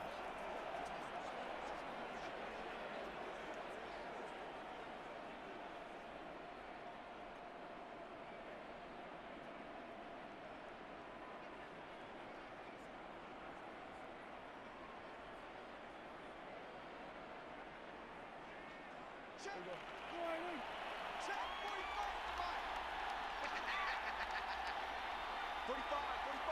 45. They'll try and get the running game going with Elliott. And this will be a gain of 5 as he gets it to the 30. Hadn't had a ton of success here so far, but you get the feeling that he might be on the verge of popping one. Yeah, even on that one, there was a little bit of a hole, but it closed there quickly at the end.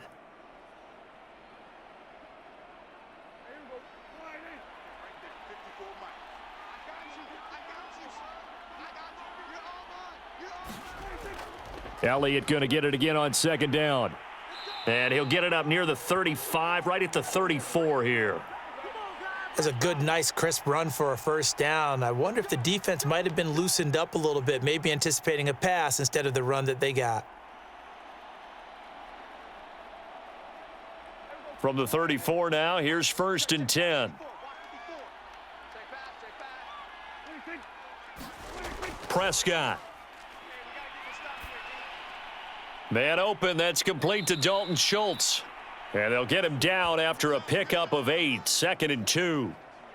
The completion was given up, but that's why you play zone defense, so that you can have people around the ball when it's caught, and you don't give up much run after the catch.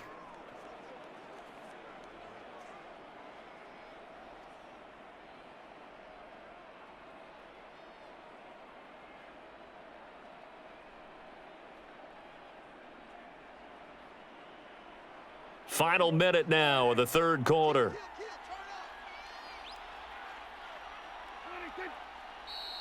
Now flags fly in, and one of the Cowboys looked like he got going a little early. And that'll set him back 5.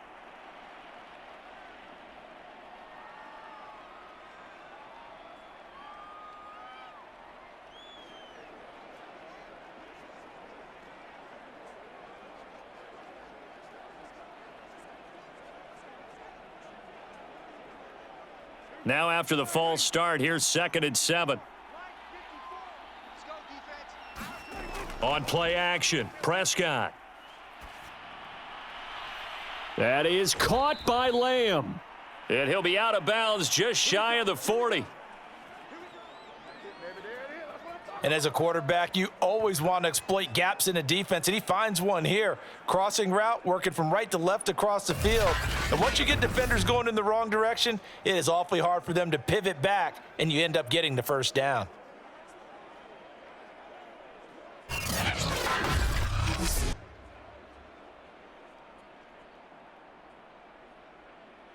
From Falcon territory now, here's 1st and 10 at the 42-yard line. From the shotgun, a give to Elliott. And he's going to get this down near the 30-yard line. 52 yards rushing for him now in the ball game. That's pretty much meat and potatoes right there, wasn't it? Just go right at them and let your big horse charge up the middle. Not too fancy there, was it? Nothing fancy at all, challenging that defense. And on that go-around, the offense won the challenge.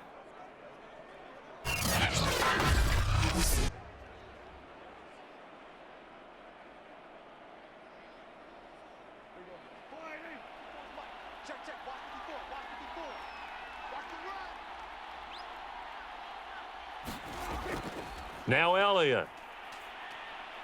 And he'll go down, and that will do it for the third quarter of action. 1 quarter remains here on a Sunday night. You are watching the NFL on EA Sports.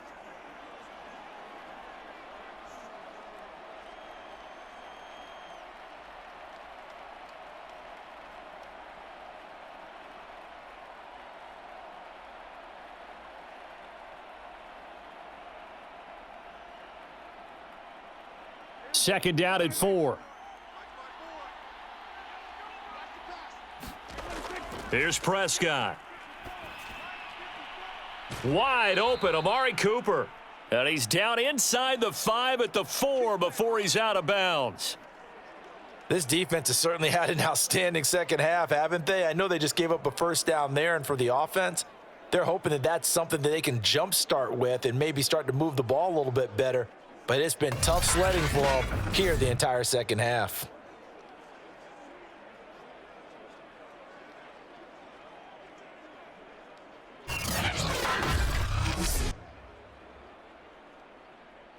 First and goal, and they got to be thinking a chance to get right back into this football game. Now Prescott. And this ball is caught by Lamb. Touchdown, Dallas. CeeDee Lamb, his second touchdown of the night. And the Cowboys have made it a one-score game again here in the fourth. Well, time to let those folks know who are tuning in looking for the late local news. We may be a moment because we've got a game again. And partner, except for those on the West Coast where it'll be seen in its regular time, right? And that's the way it works, doesn't it? But how about that? Big time drive right there. If they're going to have any chance, they needed a touchdown there, and they went right down the field and worked their way into the end zone. Zerline good with a PAT. And now things get a bit more interesting here in this fourth quarter.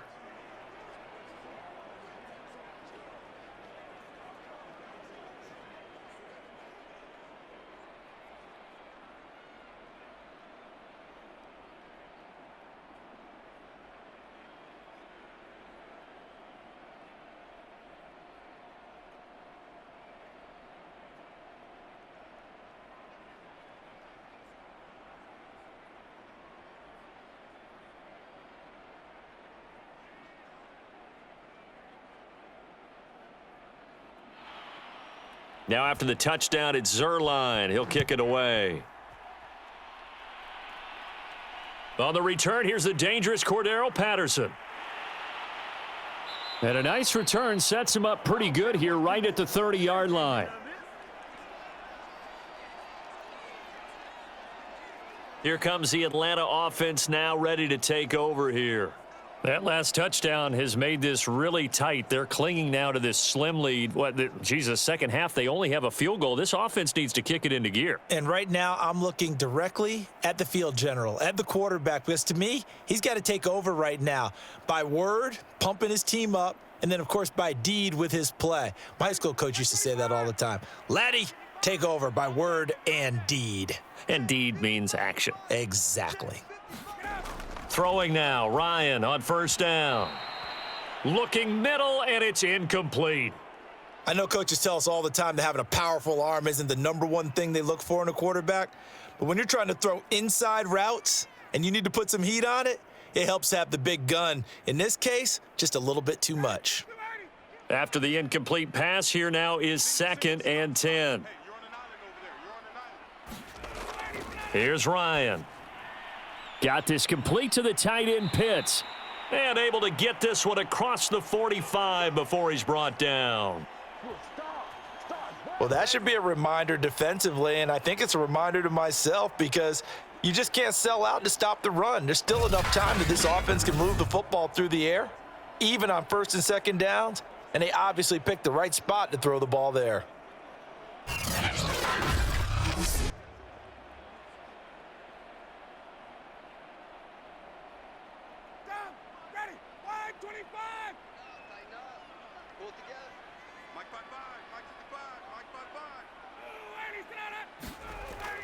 They'll run on first down. Patterson. And he's got this one across midfield into Cowboy territory. Jaron Kearse in on the tackle. Now, I'm guessing you'd say this is kind of the key here. Grind out some yardage, work on that clock, see if you can continue to tick it down. Definitely. You want to bleed things out at this point, right? Continue to possess the football, gain some yardage, and put the onus on the defense. Do they have to use timeouts? What are they going to do to stop you? You're taking charge. Now this one into the hands of the tight end, Hayden Hurst. I know exactly what's going to be said about that play from the defensive perspective. What's that? That's why I tell all you guys we need more than one tackler to the ball. He broke the first tackle. Luckily enough, there were more people there to get him down.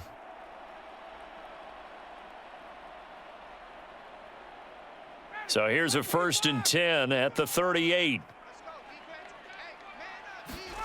From the shotgun, Ryan. He's got his pass-catching tight end. That's Pitts. They'll contain him to just 4. 2nd down. He's a rookie, and you don't want to get hung up on the word potential. But when you see him make catches like that, you keep thinking to yourself, he's good now. He's got a chance to be great with plenty of work.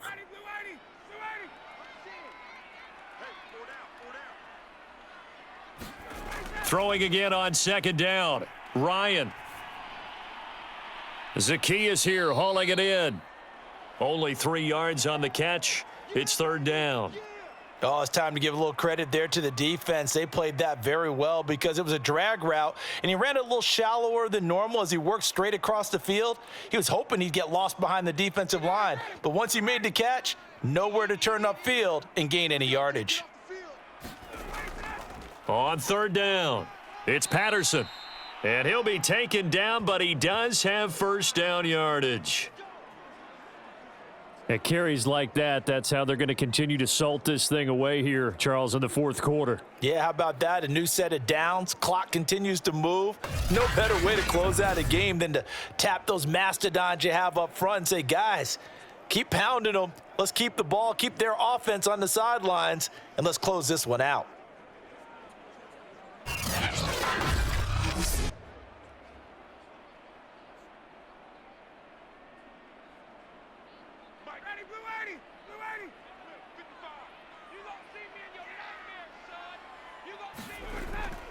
Running game working. They'll stick with it on first down. And he'll lose yardage here, going down back at the 28. Call it a full 3 yards in the wrong direction there. Brings up second down. I like the strategy. Extra tight ends, extra beef. They want to run the football, but that means they probably want to run it inside. If you get strung out on the perimeter, you're in peril. Yeah, we saw the result. Negative yardage.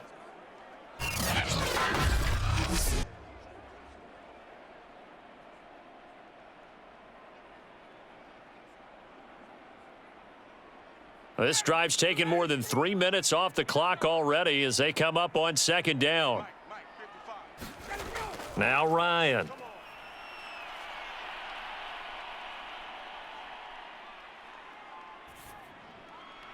Got a man right side. It's Sharp. And he's going to have another first down here as the tackle's made at the Cowboys' 15-yard line. Tell you what, he's been able to put the ball in some tight spots all game long. That throw, no different. Yeah, a lot of people would call it a gutsy type of a throw. I think he looks at it as, I can do it, so it's not that big of a deal to me, and I'm going to keep firing. Line of scrimmage, the 15. It's 1st and 10. They'll try and run some clock here as they keep it on the ground. And he goes backwards here, losing yardage back to the 16. He'll lose a yard there, and it's 2nd and 11. We knew both of these safeties were good in run support, but how about the play we just saw there? How about that closing speed? Able to get to the outside part of the field and turn that play into a loss.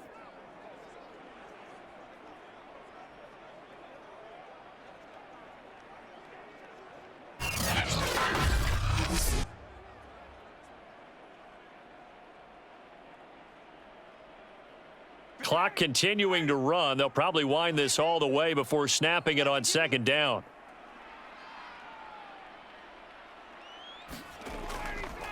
Once more, they turn to Patterson. And for a second straight play, that Cowboy defense gets him to the ground behind the line of scrimmage. Give him a loss of 6 yards, and it brings up third down. When a draw works, it can be a thing of beauty. But when it doesn't, oh, it can be ugly. And in this case, loss of yardage ugly.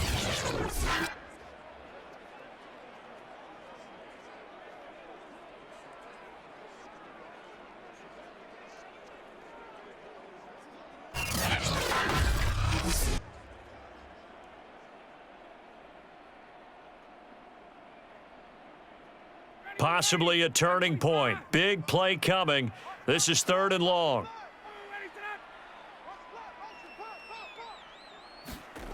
Here's Ryan. Quick hitter here. It's complete. Less than 2 to play with just a field goal separating these two sides.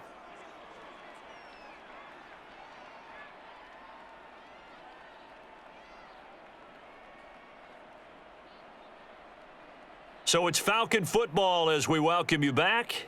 They're looking at a 4th down now as they try to hold on to this lead for dear life. And his kick is indeed good. And they stretch the lead to 6. It's 20-14 now.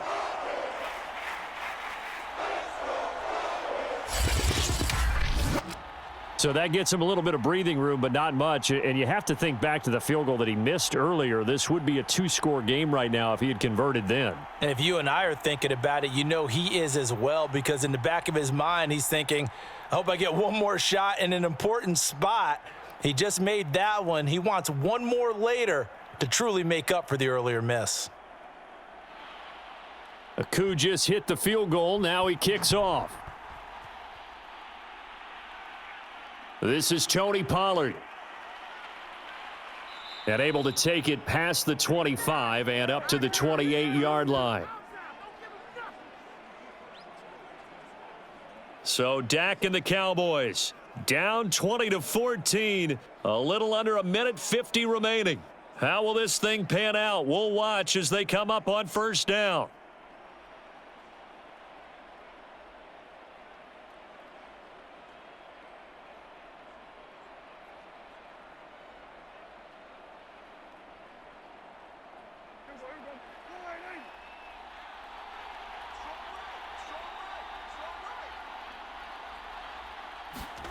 Here's Dak.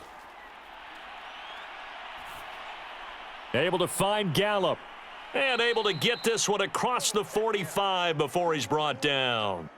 Haven't heard much from him all night, but welcome to the party, making his presence felt in a big way. They've kept him under wraps all night long, but boy, did he find a great time to bust out.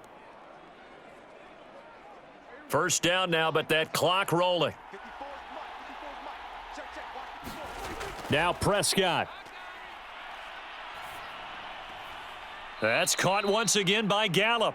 That catch good for only a couple.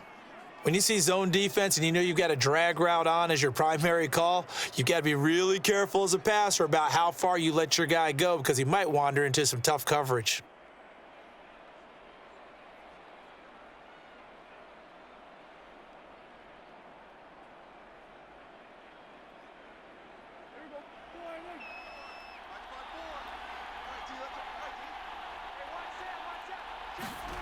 To throw, Prescott. He's got his receiver, Cooper.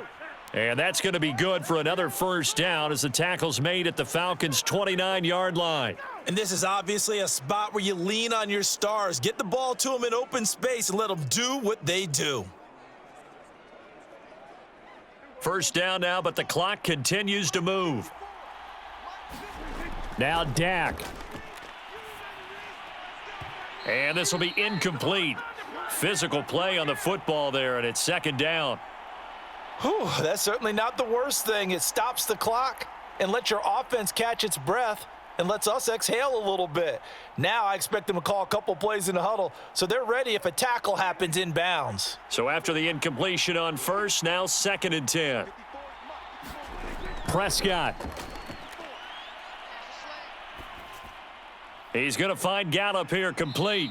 And that's going to be good for another first down as the tackle's made at the Falcons' 13-yard line. I tell you, it has not been his best day throwing the football. He really needs to piece something together here. All will be forgiven if he leads them into the end zone.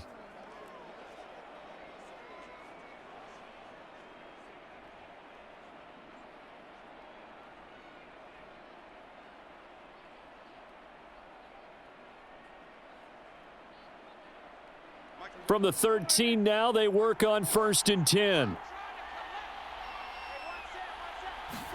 Here's Prescott.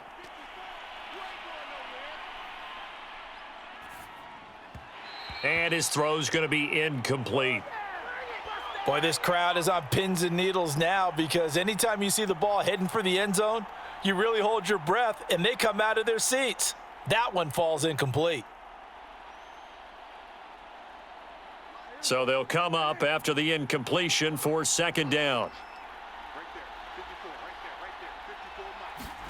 Here's Prescott. Looking end zone, but it's incomplete. Now we're in the situation where the quarterback's got to take full charge of his huddle. Got to totally command it, make sure all eyes are on him. All focus is locked in. Going to call multiple plays and go over different situations and scenarios to make sure everyone is on the same page. An important play right here, 3rd and 10. And I would expect pressure here. Prescott to throw. He'll get this out wide here to Elliott. And they will get to him at the 7 and stop him short of the first down marker. The Cowboys going to use their 2nd timeout now. as he'll stop it with 11 seconds remaining in the ball game.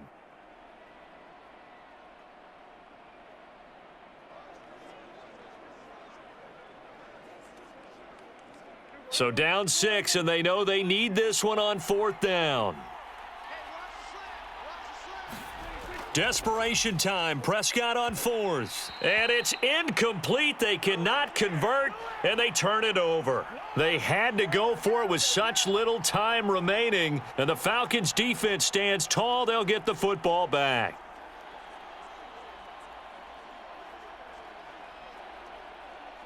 About set to begin their next drive, the Falcons offense at the line.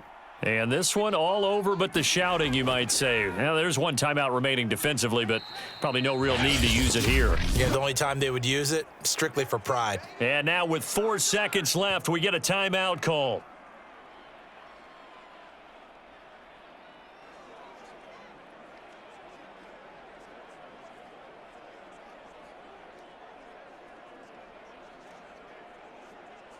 The last run got a couple. Here's 2nd and 8. They'll keep it on the ground. Patterson. And he's taken down, but able to get this up to the 20-yard line.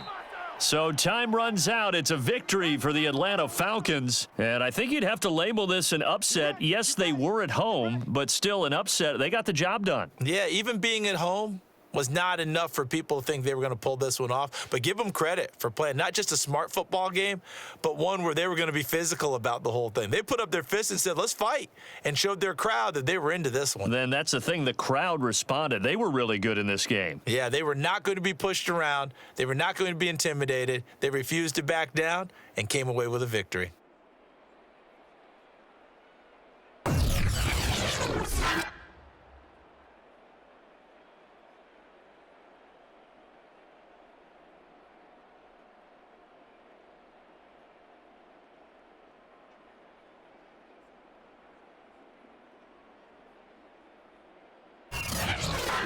So that'll do it for us. For Charles Davis and all our crew, I'm Brandon Gaudin. You've been watching the NFL on EA Sports. It's a win for the Falcons here as we say so long from Atlanta.